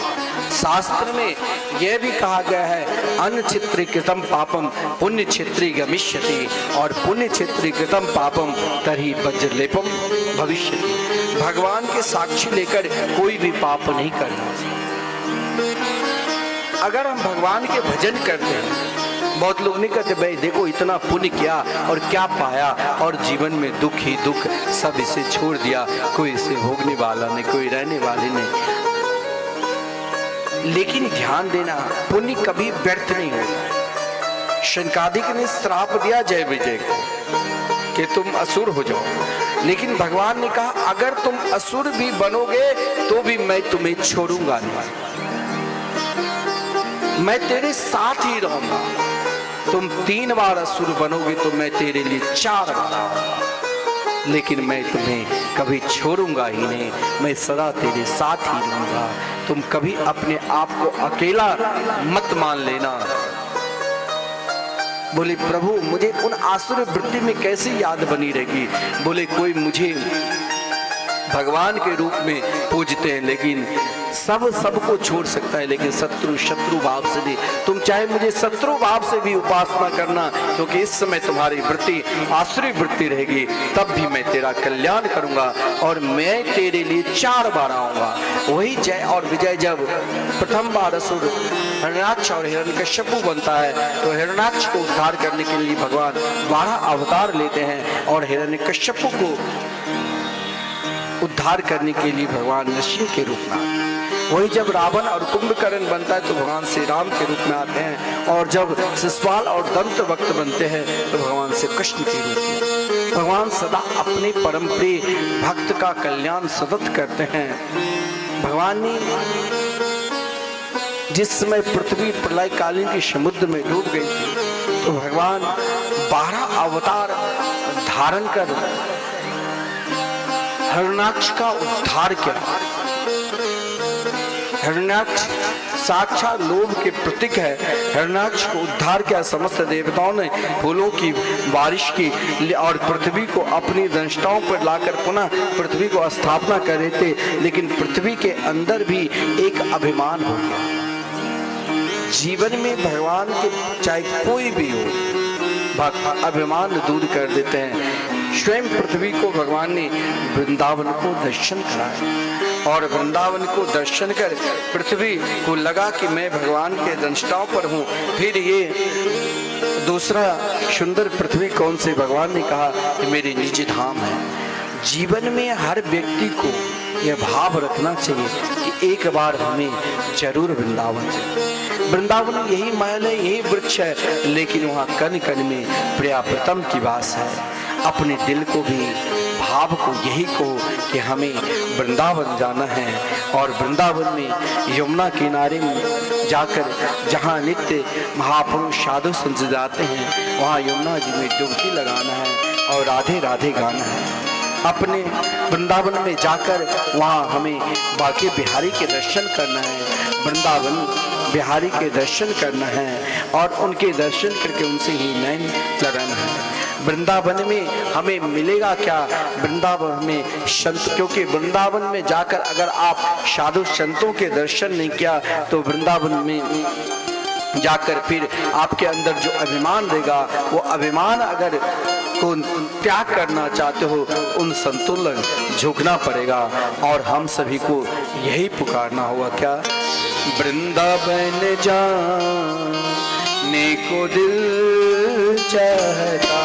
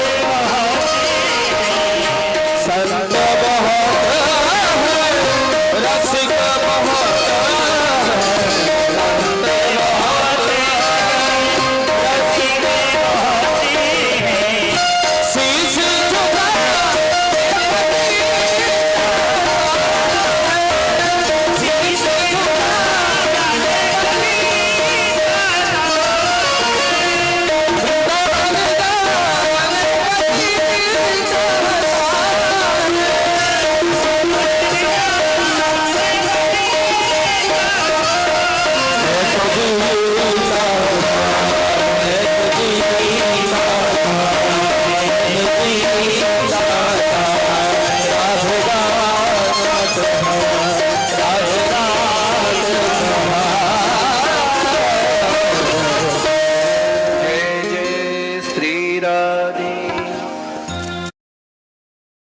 12 अवतार धारण कर लोभ के प्रति हिरण्याक्ष का उद्धार किया। जब तक लोभ है तब तक ज्ञान उत्पन्न हो ही नहीं सकते हैं। कर्दम देवहूति के माध्यम से भगवान कपिल के रूप में अवतार लेकर अपनी माता देवहूति को सुंदर भागवत धर्म के शांत धर्म के उपदेश दिया और दिव्य ज्ञान के उपदेश दिया। दक्ष प्रजापति के अंदर जब तक अभिमान था कि हम स्वयं को बहुत बड़े धर्मात्मा हैं, तो उन अभिमान के प्रति बकरा के सिर लगा और जब उस अभिमान को दूर कर भगवान के चरणारविंद में समर्पित हुए तो समस्त देव ब्रह्मा विष्णु में इसने दर्शन दिया। मनु महाराज जी के 2 पुत्र, एक प्रियव्रत और एक उत्तानपाद। प्रियव्रत बाल्यावस्था में ही जीवन को किस अवस्था में परमात्मा के चरणारविंद में समर्पित करना चाहिए, ये महाराज प्रियव्रत से सुना। प्रियव्रत बाल्यावस्था में ही अपने गुरुदेव देवर्षि नारद जी के आश्रम में जाकर भगवत भजन करने लगे। महाराज उत्तानपाद जो मनु महाराज के छोटे पुत्र थे, उनको राज्याभिषेक देकर स्वयं मनु महाराज भजन करने के लिए चले। प्रिय व्रत, अब मैं आप सभी से भी ये कहना चाहता हूँ, हर व्यक्ति को व्रत करना चाहिए। अब अभी कार्तिक चल रहा है, कार्तिक मास में व्रत की बहुत महिमा है। कार्तिक मास में दीप जलाने की बहुत महिमा है। कार्तिक मास में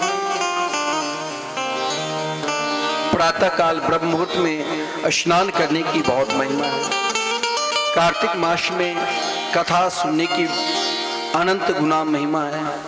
कार्तिक मास में भजन पूजन जो भी हम धार्मिक कार्य करते हैं 10,000 गुना फल मिलते हैं। लेकिन आप स्वयं कुछ लोग, कुछ माताएं तो रोज व्रत करेंगी। आज सोमवारी है, कल मंगलवार, बुधवार, बृहस्पतिवार, शुक्र, शनि, रविवार कुछ न कुछ व्रत करेंगे। लेकिन आप व्रत किस तरह से करते हैं? व्रत मतलब उपवास। हमारे आश्रम के पुजारी जी कहते हैं कि एकादशी के व्रत जिस दिन होती है ना, महीना में 2 बार, तो पुजारी उस दिन खूब खीर बनता है सामा चावल के, वहाँ वृंदावन की सामा चावल, और लोग भरपेट खाएगा। हमारे पुजारी जी बोलते कि भाई ऐसे अब व्रत करे तो रोजे बन जाए, व्रत तो चलेगा। हम व्रत उपासना करते 4 दिन पहले ही फलाहार की व्यवस्था करने लग जाएंगे। आगे बहुत लोग देवउत्थान एकादशी करेगा तो महाराज उसके लिए 4 दिन पहले ही मखाना के खीर भी खाना है, सेब भी खाना है, केला भी लाओ, अनेक प्रकार का। लेकिन व्रत कैसा करना चाहिए? व्रत क्या है? उपवास क्या है? व्रत करने के बाद यदि आपके अंदर क्रोध है तो व्रत व्यर्थ है। व्रत करके आप यदि दूसरों के प्रति ईर्ष्या सोचते हैं तो व्रत व्यर्थ है। व्रत करके, उपवास करके अगर आप स्वयं को अशांति में, उपवास व्यर्थ है।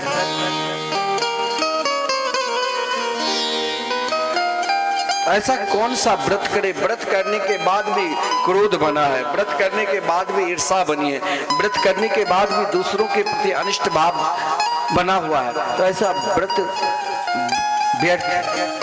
सबसे प्रिय व्रत जीवन के, अगर प्रिय व्रत आप भी करोगे आपको एक दिन जरूर परमात्मा के दर्शन। और प्रिय व्रत क्या है कि जो भी हम कार्य करते हैं, खाते पीते सोते बैठते, जो भी कार्य करते हैं खूब करो, छोड़ने की जरूरत नहीं। परंतु नित्य कम से कम हमें 108 बार भगवान के नाम लेना है। और इस व्रत का नित्य संकल्प ले लो। अरे आप 10 बजे सोते हो तो 10:15 बजे सो जाओ। जीवन का श्रेष्ठ व्रत यही है कि किसी भी तरह हमें परमात्मा का नाम जाप करना, कीर्तन करना, उपासना करना। प्रिय व्रत तो अपने जीवन का व्रत ले लिया, परमात्मा की उपासना। लेकिन उत्तानपाद ने अपने जीवन में 2 गलती कर दी। उत्तानपाद ने विवाह जो किया सुनीति के साथ, सुनीति का पुत्र का नाम है ध्रुव। ध्रुव आप जानते ही हैं कि आज भी हमें ब्रह्म मुहूर्त में जब हम उठते हैं तो ध्रुव तारा के दर्शन करने का बहुत बड़ा फल मिलता है। ध्रुव तारा के दर्शन करने से अगर हम ब्रह्म मुहूर्त में नित्य 90 दिन तक ध्रुव तारा के दर्शन करेंगे तो हार्ट की बीमारी भी नहीं होगी, वो भी ब्रह्म मुहूर्त। ध्रुव शब्द का ही अर्थ होता है भजनानंद। तो महाराज उत्तानपाद ने विवाह जो किया सुनीति से, सुनीति बहुत सुंदरी थी, समानशील युक्त नारी थी। समानशील युक्त नारी किसे कहा गया जानते हो? समानशील, एक नारी का क्या धर्म है? अगर आपकी गलती है और सामने वाले डांट लगा दिया और आपने चुप लगाकर बैठ गई तो इसे धर्म कहते हैं। और अगर आपकी गलती नहीं है फिर भी सामने वाले डांट रहे हैं तो आप चुप लगाकर बैठ गई तो इसे समानशील युक्त नारी कहा गया। तो सुनीति समानशील युक्त नारी थी। सुनीति हर हमेशा सत्संग में जाएगा। सुनीति हर हमेशा भगवान की चर्चा सुनने के लिए ललायित रहती है। महाराज उत्तानपाद को उतना प्रिय सुनीति नहीं लगी। बाद में महाराज उत्तानपाद ने एक और विवाह कर लिया सुरुचि के साथ। सुरुचि महाराज उत्तानपाद को बहुत प्रिय लगा। जब सुरुचि आई तो महाराज अपनी बड़ी पत्नी को सुनीति को त्याग दिया, छोड़ दिया। सुनीति कहाँ गई तो वो समानशील युक्त नारी थी। अगर पिता के द्वार पर जाती तो पति की निंदा होती। इसलिए महाराज उत्तानपाद की राजधानी में ही एक सुंदर बगीचा थी जहाँ हजारों संत महात्मा निवास करते थे, सत्संग करते थे। महाराज उत्तानपाद ने सुनीति को उस समय त्याग दिया जिस समय वो गर्भवती थी। सुनीति ने सोचा मैंने अपने पुत्र को जीवन में कुछ तो दिया नहीं, लेकिन शास्त्र में कहा गया है गर्भवती माता जब गर्भ में शिशु निवास करे उस समय अगर हम जिस प्रकार काम करेंगे वही उस शिशु पर असर पड़ता है। देखिए जिस समय अर्जुन ने अपनी पत्नी सुभद्रा को चक्रव्यूह की बेल से किस प्रकार निकला जाता है और चक्रव्यूह से कैसे विजय श्री मिलती है, तो गर्भ में जो शिशु अभिमन्यु था, अर्जुन अभिमन्यु को नहीं सुना रहे थे, अर्जुन सुभद्रा को सुना रहे थे। और सुभद्रा ने आधी चक्रव्यूह की वेदना तो श्रवण कर ली किस प्रकार भेद होता है, लेकिन जब निकलने के मार्ग में नींद आ गई, सो गई, तो अभिमन्यु भी भूल गया था। अंदर प्रवेश किया, निकला नहीं तो महाभारत के युद्ध में मारा गया। कहा गया शास्त्र में गर्भवती माता जो जब वो गर्भवती अवस्था में रहे तो कभी किसी के प्रति द्वेष भाव न सोचे, क्रोध न करे। अगर क्रोध करता है तो शिशु भी जब जन्म से ही देखते हैं आजकल कितना क्रोध हो गया। हमें बड़े बुजुर्ग को, माता पिता को सम्मान करना चाहिए, सास को गाली नहीं देना चाहिए, ससुर को अपमान नहीं करना चाहिए। बड़े बुजुर्गों को सम्मान करने से वो शिशु भी आज भी हम अपने पुत्र को चाहे तो रामकृष्ण की तरह बना दे और चाहे तो जेब की तरह। तो गर्भवती माता को चाहिए कि गर्भावस्था में महाराज सत्संग करना चाहिए। रामचरितमानस पढ़ो, गीता पढ़ो, भागवत पढ़ो, कोई अभक्ष्य भोजन भी नहीं करना चाहिए।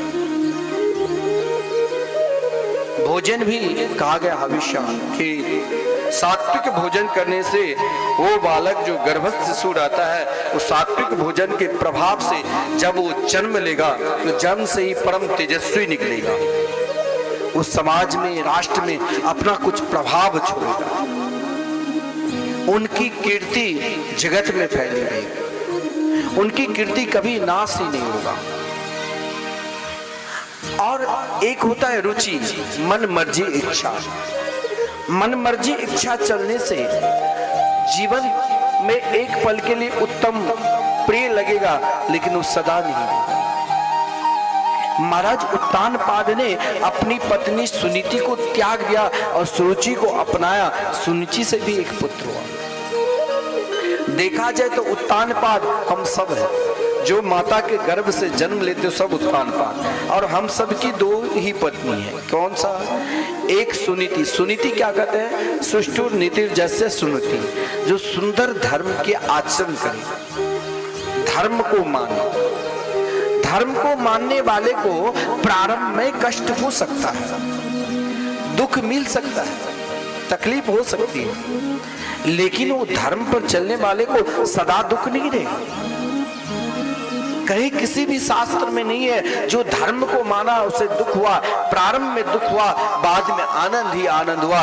जो धर्म को नहीं मानते हैं, प्रारंभ में सुख पाते हैं, बाद में उन सुख को दुख में बदल जाता है और जीवन पर्यंत रोता ही रहता है। रोकर महाराज उत्तानपाद ने अपने जीवन में सुनीति को त्याग दिया, लेकिन सुरुचि से प्रेम किया। सुरुचि एक मन मर्जी इच्छा, सुष्ठुर नीति जैसे जो मन की इच्छा हुई। सुरुचि सबके प्रिय है, लेकिन नीति किसी को प्रिय नहीं, धर्म किसी को प्रिय नहीं। महाराज उत्तानपाद भी अपनी पत्नी सुनीति को त्याग दिया, जिससे पुत्र हुआ। उन पुत्र का नाम पड़ा ध्रुव। ध्रुव शब्द का अर्थ ही हो जिसका कभी नाश ही ना हो, भजन का कभी नाश हो। हम सीताराम बोलते हैं तो जितने बार बोलेंगे उतने बार आनंद। हम राधे श्याम बोलते हैं तो जितने बार बोलेंगे उतने बार आनंद। हम दुर्गा जी का नाम लेते हैं, शंकर जी का नाम लेते हैं, जितने बार लेंगे उतने ही बार आनंद। भजन का कभी नाश नहीं होता है सज्जनों। भजन ही तो अखंड है, भजन ही तो प्रकाश है, भजन ही तो ध्रुव है। और जीवन का उत्तम क्या है? उत्तम देखिए, कोई नशा लेते हैं, कुछ देर के लिए नशा में मतवाले हो जाएंगे, लेकिन वो सुख कुछ क्षण के लिए, वो सदा के लिए नहीं। और उन नशा के कारण शरीर में अनेक प्रकार के रोग, अनेक प्रकार की व्याधि, अनेक प्रकार के कष्ट, दूसरों के द्वारा श्राप, क्योंकि मेरे व्यवहार के कारण सामने वाले को दुख हुआ तो श्राप। हम संसार की रुचि को जिसे हम प्रिय मानते हैं कि चलो संसार में भगवान को हम कहाँ देखते हैं। जिंदगी मिला है किस लिए? जिंदगी तो केवल मिला है मौज मस्ती के लिए, खाने पीने के लिए, और जिंदगी है क्या? बस हम यदि सोचते हैं तो ये जिंदगी का एक दिन तो अंत है ही। जैसे हम जवानी में थे अब वृद्धावस्था में नहीं, जैसे हम बाल्या अवस्था में थे अब युवावस्था में नहीं, हम हर क्षण हर पल मरते हैं। जो रुचि हमें जवानी में इच्छा होती है वो रुचि हमें वृद्धा अवस्था में नहीं होती। जो रुचि को हम प्रिय मानते हैं वृद्धावस्था में हम यदि कड़वी भोजन अत्यधिक कर लेंगे तो अपच हो जाता है। जीवन के जो सुख है वो सुख, अपार सुख को प्राप्त करेंगे तो क्षणिक, लेकिन परमात्मा के चरणारविंद में जो सुख है उन सुख में हो सकता है प्रारंभ में आपको लगे कि हमें दुख मिल रहा है, लेकिन वहां सुख ही सुख है। परंतु महाराज उत्तानपाद ने अपने जीवन में कभी सुनीति को स्थान ही नहीं दिया। महाराज उत्तानपाद ने अपने जीवन में अगर स्थान दिया तो सुरुचि की। सुनीति तो अपने जीवन में सत्संग का स्थान दिया। आज उनके पुत्र ध्रुव 5 साल के हो गए। ये माताओं की कथा है। माता अपनी संतान को कैसे, किस प्रकार क्या बना। माता के हाथ में संतान की उन्नति है, माता के हाथ में वो शक्ति है। माता चाहे तो अपने पुत्र को विवेकानंद की तरह क्यों न बना सके। वो तो माता की अंदर वो भाव। आज ध्रुव 5 साल के हो गए। ध्रुव ने आज अपनी माता सुनीति से कहा, माता ये बताओ मेरे पिता कौन है। सुनीति के आंख में आंसू आ गए। सुनीति ने कहा, तेरे पिता तो है राजा, वो भी पृथ्वी के सम्राट। लेकिन ध्रुव ने कहा, मेरे पिता पृथ्वी के सम्राट है तो मैं आज जरूर अपने पिता से मिलने के लिए जाऊं। सुनीति ने मना किया, बेटा वहां तुम मत जाओ। लेकिन ध्रुव ने उन ऋषि बालकों के साथ में लेकर चल दिए कहा जहां उनके पिता थे। उस समय महाराज उत्तानपाद अपनी पत्नी सुरुचि को बगल में बैठाकर और अपने पुत्र उत्तम को गोद में बैठाकर, राजा था ही, संगीत का आनंद ले रहा। ध्रुव ने देखिए, एक छोटा सा बालक जो अपने पिता के जीवन में, अगर आज महाराज उत्तानपाद ध्रुव जी को गोद में बैठा लेते तो शायद उत्तानपाद के अभिमान दूर हो जाता। ध्रुव ने सोचा कि पिता की शोभा निराली। माता भी बगल में बैठी हुई, छोटी माता सुरुचि और मेरे छोटे भाई उत्तम भी गोद में बैठे। कमी है मेरा, अगर मुझे भी अपने गोद में बैठा लेता तो आज पिता की शोभा में चांद चार लग जाता, आज पिता की शोभा अति हो जाती। जीवन में हर रुचि को आनंद लो, हर सुख को आनंद लो, लेकिन अपने जीवन में कभी परमात्मा को भी बैठा लो, परमात्मा भजन को भी बैठा लो। अगर जीवन में भजन को नहीं बैठाया तो सब व्यर्थ। ध्रुव गोद में बैठने के लिए जा रहे हैं, लेकिन सुरुचि ने सोचा, जीवन में एक बार अगर आपके जीवन परमात्मा के निकट लग गया ना, मानो आप रोज बहुत प्रेम से प्यार से भगवान को रिझाते हैं, अगर आपने आज नहीं पूजा किया तो आपका मन नहीं लगेगा। अब यहाँ सुरुचि ने सोचा, अगर महाराज उत्तानपाद, क्योंकि ध्रुव की सुंदरता, ध्रुव की शोभा को देखकर सुरुचि ने सोचा कि अगर महाराज उत्तानपाद ध्रुव को अपने गोद में बैठा लिया ना तो फिर मेरे पुत्र को ये सिंहासन मिलेगा ही नहीं। लड़ाई है हर जगह पद की, लड़ाई है हर जगह प्रतिष्ठा की, लड़ाई है हर जगह धन की। फिर मेरे पुत्र राजा कैसे बनेंगे? ध्रुव जी और इधर उत्तानपाद सुरुचि के मोह में पागल हो गया था। ज्यों ही ध्रुव जी गोद में बैठने की कोशिश की, उन छोटे से बालक को पता भी नहीं था कि हमें कोई अपमान करेगा। सुरुचि ने जोर से ध्रुव को, नन्हे से छोटे से 5 वर्ष के बालक को हाथ पकड़ लिया और कहा कि देख तू कहाँ जा रहे हो? बोले माता मैं पिता की गोद में बैठने के लिए। बोले इस गोद में बैठने लायक ही तू नहीं है, अभी उस स्तर तक तुम नहीं पहुंचे हो, उन लायक नहीं बने हो। ध्रुव जी ने कहा मुझे लायक बना तो दो, मैं कैसे लायक बनूं, किस प्रकार लायक बनूं जिस लायक से मैं पिता की गोद में बैठूं। अब देखिए सुरुचि ने क्या कहा। सुरुचि के वचन को सुनकर किसी को प्रिय नहीं, स्वयं भगवान सुखदेव जी को भी प्रिय नहीं लगा। सुरुचि ने क्या कहा, तपसा राधे पुरुषम तस्से बानो गृहेण में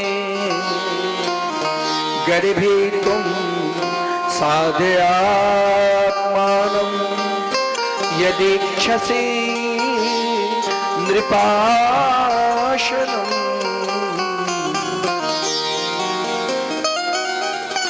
कुछ कोई गलत व्यक्ति भी मिल जाए, हमारे गुरुदेव कहा करते कोई छोटे बच्चे भी सही उपदेश दे और उनकी उपदेश आपके लायक कहीं ना कहीं एक शब्द भी मिल जाए, उससे भी एक गुरु मंत्र मानकर अपने जीवन में उतार लोगे तो आपका कल्याण है। कोई आपके बुराई चाहने वाले भी वो बुराई से भी आप उनकी बुराई की ओर न देखकर उनकी अच्छाई कहीं न कहीं पकड़ लो और उन अच्छाई को भी आपने अपने जीवन में पकड़ लिया तो आपका कल्याण हो।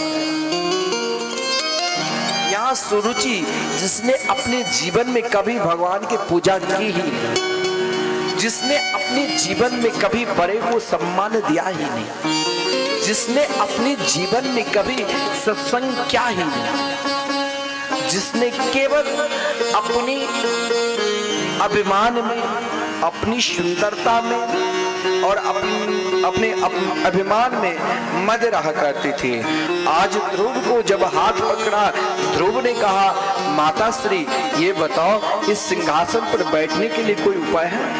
बोले तपसा राध्य पुरुषम तस्से वानुग्रहेण में।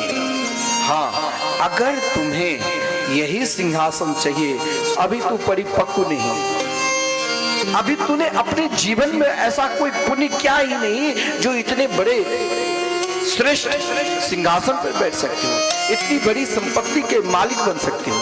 अगर तुम्हें इस सिंहासन पर बैठना है और अपने पिता की गोद में बैठना है तो मेरी दृष्टि से तो एक काम कर ले बेटा। बोले हाँ। वो तो नन्हे से छोटे से बालक था, उन्हें क्या पता कि मेरी बीमाता है,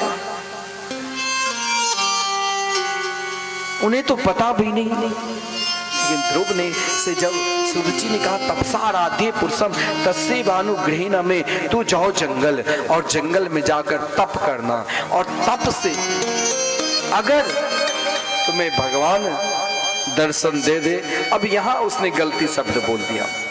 अगर वो भगवान को नहीं मानते, कोई ऐसा भी व्यक्ति है भगवान को नहीं मानते लेकिन वो मानते हैं जरूर, इसीलिए तो सोचते कहीं भगवान की सत्ता है, जिस कारण कहते नहीं है।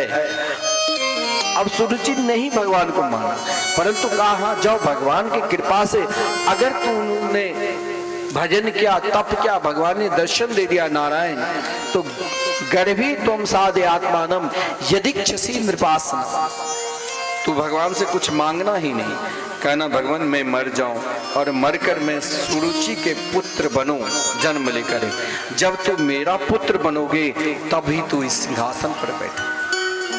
आदरणीय श्रीमान सुखदेव जी को प्रिय नहीं लगा सुरुचि के वचन। अगर किसी को भगवान मिल जाए तो फिर इस संसार में आने की क्या जरूरत। ध्रुव को जब मरने की बात कही तो ध्रुव के हृदय में बहुत चोट लगी, जैसे सर्प को किसी ने डंटा मार दिया और डंटा मारने से सर्प मरा नहीं, उस सर्प और जोर जोर से श्वास लेने लग जाता है, उसी प्रकार ध्रुव जोर जोर से श्वास ले। ध्रुव छोटे छोटे नन्हे नन्हे बालक दौड़ते हुए ध्रुव की माता सुनीति से कहा कि आपके लाल को, आपका बेटा को आज सुरुचि ने बहुत अपमान किया, पिता के गोद में नहीं बैठने दिया। आज उनके बेटा का जन्मदिन था, गोद में नहीं बैठने दिया। सुनीति के हृदय में बहुत कष्ट हुआ, सुनीति रोने लग गई। लेकिन देखिए एक माता, अगर आप अपने पुत्र को धन नहीं देना चाहते हो तो मत दो, लेकिन आपके पास वो चीज है जो आप प्रदान कर दोगे तो उनके जीवन सदा आनंद में ध्रुव की तरह ही। जीवन में ऐसा संस्कार दे दो, ऐसा धन दे दो, ऐसा मंत्र दे दो, ऐसा उपदेश दे दो कि वो कभी भी उनका अनिष्ट होगा ही। परंतु ये हाथ सब कुछ माता के हाथ में, माता जो चाहे वही होगी। तो ध्रुव की माता ने कहा मैंने अपने पुत्र को धन नहीं दिया, लेकिन मैंने अपने पुत्र को संस्कार तो दे सकता हूँ। इधर ध्रुव के अंदर वो विचार जगा कि मेरी भी माता मेरी छोटी माँ मुझे इस प्रकार अपमान किया, मुझे मरने के लिए कह दिया। आज ध्रुव को लगा कि मैं बड़ा होता तो मैं इसे अभी बदला ले लेता, क्योंकि इस सिंहासन पर बैठने के एकमात्र अधिकार मेरा है। लेकिन सुनीति रोते हुए अपने आंसू को पोंछ लिया और कहा, पुत्र माँ मंगलम तात परेशु ममता भुंक्ते जनो यत पर दुख दस्ता। हे पुत्र, छोटी माँ तो मैं कोई गलत नहीं कहा है। मैं एक बात कहूं तुमसे, कभी भी स्वप्ना अवस्था में भी बेटा तो किसी के प्रति अमंगल मत सोचना, सबका मंगल हो। देखिए, एक माँ जो वर्षों से जंगल में बिता रही है, जिनके 5 वर्ष के पुत्र को अपमान किया, आज उसने ये भी उपदेश दे सकती थी कि बेटा तू बड़े होने के बाद सुरुचि से बदला लेना जैसे तेरा अपमान किया। लेकिन सुनीति ने क्या कहा कि बेटा माँ मंगले तात परेशु ममता भुंक्ते जनो यत पर दुख दस्ता। ये पुत्र, स्वप्ना अवस्था में भी तू कभी किसी का अमंगल नहीं सोचना। अगर तुम किसी का अमंगल सोचोगे ना तो पहला अमंगल तेरा ही होगा। जैसे कोई व्यक्ति किसी के ऊपर क्रोध करता है तो क्रोध करने से पहले हमें स्वयं जलना पड़ता है। जब हम स्वयं जलेंगे, जब हम क्रोध नहीं करते उस समय मेरा स्वभाव, और जब हम क्रोध कर लेते उस समय मेरा स्वभाव, दोनों में अंतर हो जाता है। क्योंकि हमें स्वयं उन क्रोध रूपी अग्नि में जब हम स्वयं जलने लग जाते हैं तभी हमको बाहर क्रोध उत्पन्न करेंगे। उसी प्रकार हम यदि किसी का अमंगल सोचते हैं तो स्वयं पहले मेरा अमंगल होगा, तब दूसरों का अमंगल होता है। हे बेटा, मैंने तुम्हें जीवन में कुछ दिया नहीं, परंतु मैं तुम्हारे जीवन में ये संस्कार दूंगा। हाँ, सुरुचि की एक बात तो जरूर मान, अगर मांगना ही है तो भिखारी से दुनिया में क्या मांग रहे हो, मांगो उन परमात्मा से जो सबको देते हैं। एक माता, जब आपका बेटा भी कहीं पढ़ने के लिए जाए तो उसे उतना मोह भी नहीं करना चाहिए। बाहर पढ़ने के लिए जाए तो अपना, और या कोई श्रेष्ठ कार्य करने के लिए जाए तो उससे उतना मोह नहीं करना चाहिए। माता है, मोह तो आ जाती है, लेकिन हमें भी अगर उन पुत्र को उज्जवल भविष्य बनाना है तो हमें उन कार्य में साथ देना है। अगर वो विद्या अध्ययन करने के लिए जाते हैं तो जिस लक्ष्य से जा रहे हैं, जब तक उन लक्ष्य की पूर्ति न कर ले तब तक आप व्यवधान मत डालना, और उनको जीवन में यही उपदेश देना, बेटा तुम जा रहे हो तब तक नहीं लौटना। अगर मैं भी जाऊं तो मेरे जीवन में कष्ट है, तब भी तो लौट कर नहीं आना, अपने लक्ष्य को पूर्ति करके ही लौट। सुनीति ने कहा, माता सुरुचि ने तुम्हें सही कहा, अगर मांगना है तो नारायण की तपस्या करो। वो सब कुछ देने के बाद भी कहेंगे हमने कुछ नहीं दिया, और दुनिया देने के बाद, थोड़ा सा देने के बाद कहेगा मैंने बहुत कुछ दे दिया। हे पुत्र, तुम सुरुचि से भी आशीर्वाद लेकर जाओ। और मैं तो यहाँ तक कहता हूँ, तुम पुत्र आराध्य राधोक्ष पाद पद्मम यदिक्षसे ध्यासन उत्तमो यथा। अपनी निष्ठा को, अपने समर्पित भाव को जब तक कार्य में सफलता ना मिल जाए तब तक तो लौट कर नहीं आना। लेकिन उस कार्य को करना क्या है, बेमन से। बेमन से आप जो भी काम करोगे इसमें सफलता नहीं मिलेगी। काम करो तो मन से, जो भी काम करो मन से, बेमन से सब बेकार, सब कुछ बेकार। इसीलिए माता सुनीति ने एक और बड़ी विलक्षण बात कही थी, अनन्य भावे निज धर्म भाविते मनस्य वस्थाप्य भजे स्वपुरुषम। जो भी कार्य करो अनंता के साथ करो, निष्ठा के साथ करो, अनन्य भावे निज धर्म भाविते, उसे अपना धर्म मानो। कोई आपको कोई कार्य दिया है तो उसमें ये बेईमानी मत करो, उसमें समर्पित होकर अनन्य भाव के साथ करते हो तो वो भी एक भजन माना। अगर उस समय मैं भी जाऊं तो लौट कर नहीं आना। तुम सुरुचि से भी आशीर्वाद ले लो, क्योंकि अगर तुम सुरुचि के प्रति द्वेष भाव लेकर जाओगे तो सफलता नहीं मिलेगी। अपनी माँ की आज्ञा लेकर अपनी विमाता माता की चरणों में प्रणाम किया, लेकिन उन नन्हे से छोटे से बाल दुष्ट के हृदय में सदा दुष्टता रहती है। भाई कोई प्याज की खेती करे, उसमें कस्तूरी की खाद लगा दे और रोज पानी गुलाब जल डाले, तो क्या प्याज बदल सकता है? उसके अंदर जो दुर्गंध है दुर्गंध ही रहेगा। उसी प्रकार दुष्ट को चाहे आप कितना भी नमन कर लो, वो बदलने वाले नहीं है। ध्रुव प्रणाम क्या सुरुचि को भी, लेकिन उसने आशीर्वाद तक नहीं दिया। वो तो मन में यही सोचा कि जंगल जाए लौट कर आवे नहीं, मेरे पुत्र एक छत्र पृथ्वी के सम्राट बनेगा। ध्रुव जी अपनी माता सुनीति के चरणों में प्रणाम कर जब जंगल जा रहे हैं, मात्र नन्हे से छोटे से बालक है, उन्हें पता भी नहीं मैं कौन सा जंगल जाऊं, किस वन जाऊं जहां मुझे बांके बिहारी मिल जाए। वो तो वश्य प्रभु के चिंतन करते करते जा रहे हैं। लेकिन अगर आपका लक्ष्य सही है, आपका कार्य सही है, तो उन कार्य की सफलता के लिए स्वयं परमात्मा आ जाएंगे। और परमात्मा क्या, तो सद्गुरु के रूप में आ। बिना गुरुदेव की कृपा से आपको परमात्मा कैसे मिले? गुरु शब्द का अर्थ यह है, जो दो शब्द में समस्त विषय वस्तु समझा दिया। गो मतलब अनेक जन्मों के अंधकार और वासना में जो हम लिप्त है, उससे दूर कर ऐसा मंत्र प्रदान कर दे, ऐसा प्रकाश प्रदान कर दे जो मुझे परमात्मा से मिला दे।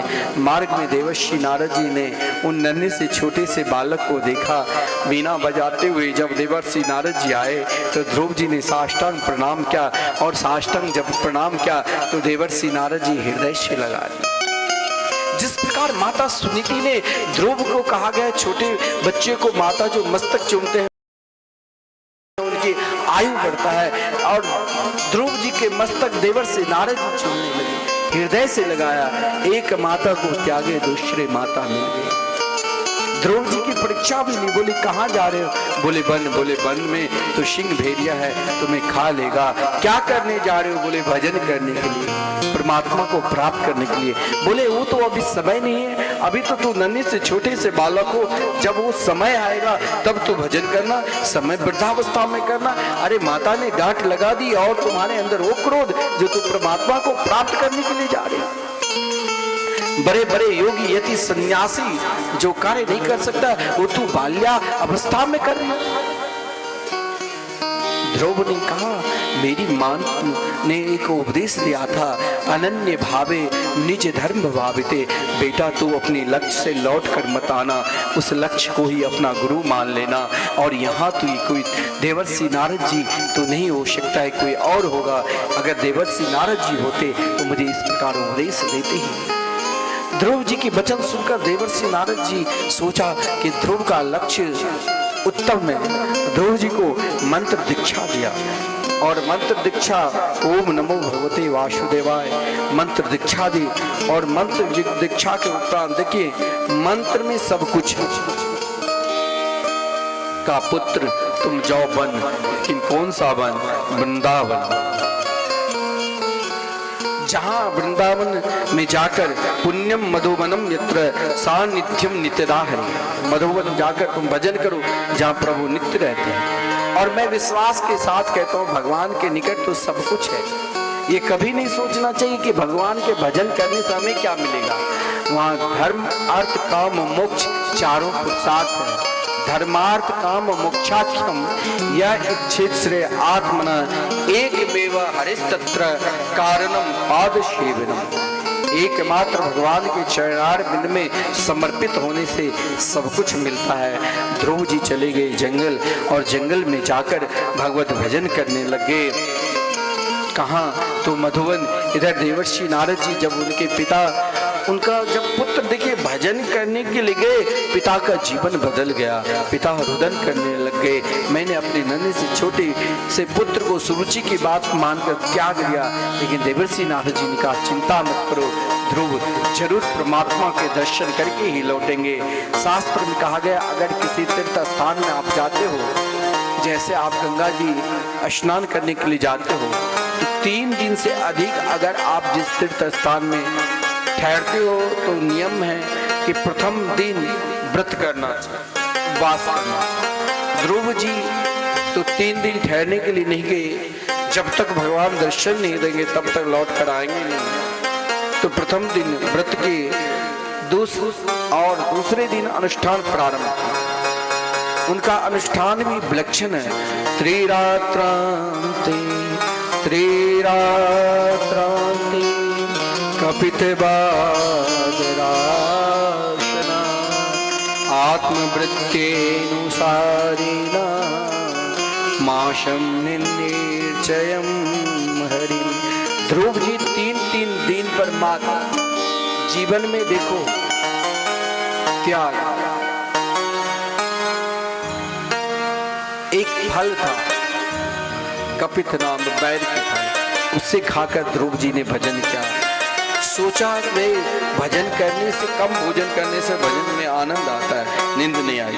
फिर ध्रुव जी को लगा कि कहीं, देखिए मैंने ये कहा कि दोष अपने अंदर देखना चाहिए, और अपना दोष अपने अंदर तभी देखने में आता है जब कृपा भई तब जानिए, जब देखे आपन दोष, जब परमात्मा की कृपा होगी। सोचा भगवान ने दर्शन नहीं दिया, दूसरे मास में 6 दिन पर केवल महाराज सूखे पत्ते खाकर, फिर भी नहीं भगवान दर्शन दे, तो तीसरे महीने में मात्र 9 दिन पे केवल यमुना जी के जल पान करके भगवान के भजन किए। फिर भी भगवान दर्शन नहीं देते। चौथे मास में 12 दिन पर मात्र वायु भक्षण करके, हवा पीकर भगवान के भजन किया। और 5वें महीने में तो कहा गया, जितासनो जिस्वासो जिसंगो जितेंद्रिय, अपने समस्त इंद्रियों को परमात्मा के चरणारविंद में समर्पित कर भगवत भजन करने लगे। और जब भगवत भजन किए तो महाराज 6ठे महीने प्रारंभ ही हुआ, उसी समय समस्त देवताओं को लगा कि महाराज ऐसा कौन सा महापुरुष भजन करें। देवता ने देखा कि ध्रुव जैसे उत्तानपाद के पुत्र ध्रुव भगवत भजन में लीन है, देवताओं को तेज समाप्त होने लगे। समस्त देवता ने भगवान नारायण से स्तुति की, देखिए भगवान कार्य ऐसा करो जो स्वयं संसार में आपकी प्रशंसा हो। स्वयं भगवान ने, जब देवताओं ने स्तुति की, भगवान ने कहा, अरे ध्रुव को तो मैं दर्शन देने के लिए नहीं बल्कि दर्शन करने के लिए जाऊंगा। और लिखा है भागवत में, मधोर वनम वृत्तदृक्षयागत, स्वयं भगवान नारायण जहाँ ध्रुव मधुवन में भजन कर रहे थे, साक्षात भगवान नारायण ध्रुव जी को दर्शन दिया। ध्रुव जी जिस रूप को अपने हृदय में बैठा रखे थे, भगवान ने उन रूप को चुरा लिया। जो ही चुराया, नेत्र खोले तो साक्षात शंख चक्रदा पद्म से सुशोभित दिव्य तथा बहुमूल्य विशिष्ट आभूषणों से युक्त पीताम्बरधारी उन श्यामले सलोने रूप को देखकर ध्रुव जी मुग्ध हो गए। आज ध्रुव जी की इच्छा हुई कि मैं पढ़ लिख कर आता तो स्तुति प्रभु को कर ले। ध्रुव जी एक नजर से परमात्मा को देख रहे हैं, परमात्मा उनके हृदय के भाव जान गए। भगवान ने तुरंत स्पर्श वालम कृपया कपोले, देखिए शंख में भी बड़ी विशेषता है। आप पूजा घर में शंख को यदि रखते हो तो जो बच्चे तुतलाकर बोलते हैं, नित्य शंख के पानी पिलाने से तुतलापन दूर हो जाता है। इतना ही नहीं, अगर आपके बच्चे पर लगता है ऊपरी प्रभाव है, ऊपरी हवा है, तो नित्य शंख के पानी उनके ऊपर भगवान के समर्पित कर देने से उनके ऊपर किसी भी प्रकार की नजर नहीं आती। शंख में वो गुण है, जिस शंख के बजाने मात्र से ही वहाँ जो नेगेटिव यदि किसी भी प्रकार की तरंग है तो सब तरंग समाप्त। शंख में बहुत सारे गुण हैं। शंख, नित्य शंख के प्रातःकाल दर्शन करने मात्र से ही और शंख के छोटे छोटे माला पहनने से भी कभी नजर नहीं लगता है। तो भगवान ने अपने पंचजन्य नाम की शंख ध्रुव जी को स्पर्श कर दिया गाल पे। स्पर्श वालम कृपया कपोले, जो ही स्पर्श कराया ध्रुव जी इतने बड़े विद्वान हो गए। जो भागवत में 12 स्कंद है, तो 12 स्कंद और 335 अध्याय के सार तत्व 12 श्लोक में ध्रुव जी ने भगवान की क्या स्तुति की। हम लोग कहते हैं मैंने ये क्या, मैंने ये क्या, मैंने ये क्या, लेकिन ध्रुव जी ने क्या कहा? योन्त प्रविश्य मम बामिमां प्रसूता संजीवयते किल सतिधर स्वधामना अन्यां सहस्त्रचरण श्रवण त्वगादि प्रणामो भगवते पुरुषाय तुभ्यम्। हम कभी भगवान से पूछे हैं, हे प्रभु आप तो स्वयं मेरे अंतःकरण में विराजमान है, आप मुझे बोलने की शक्ति, चलने की शक्ति, सोचने की शक्ति, हाथ पैर सब आपने प्रदान किया, मैं कहाँ तक आपके गुणगान करूं? हे प्रभु मुझे तो केवल हर सांस सांस में केवल आपके मंगलमय नाम। हे प्रभु मुझे कुछ नहीं चाहिए, अगर आप दें, जब आपने सब कुछ दिया है तो मुझे केवल अपने चरणों में वास, क्योंकि जीवन एक पतझड़ की तरह है। हे मेरे गोविंद मुझे आप अपने चरणार बिंद में वास। ध्रुव जी यही स्तुति कर रहे, हमें भी यही प्रार्थना करना है क्या? मुझे चरणों से लगा ले मेरी श्याम मुरली वाली, मुझे चरणों से लगा ले मेरे श्याम मुरली वाले, मुझे चरणों से लगा ले मेरे श्याम मुरली वाले, मेरे सांस सांस में तेरा, मेरे सांस सांस में तेरा हो नाम मुरली वाले, वाले मुझे चरणों से लगा लो मेरे श्याम मुरली वाले, मुझे चरणों से लगा लो मेरे श्याम मुरली वाले।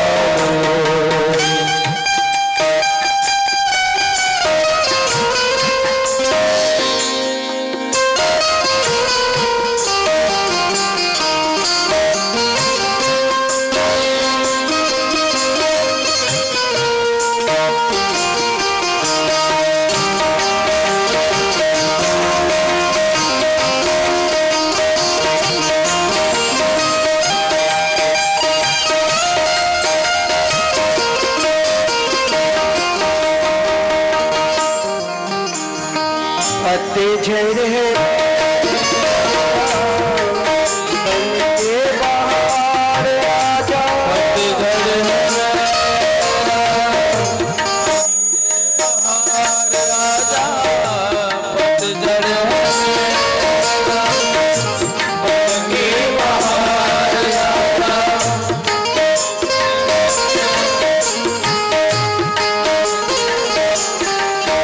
मुझे चरणों से लगा लो मेरे श्याम मुरली वाले, मुझे चरणों से लगा लो मेरे श्याम मुरली वाले, मेरे सांस सांस में तेरा, मेरे सांस सांस में तेरा हो नाम मुरली वाले, मुझे चरणों से लगा लो मेरे श्याम मुरली वाले, मुझे चरणों से लगा लो मेरे श्याम मुरली वाले।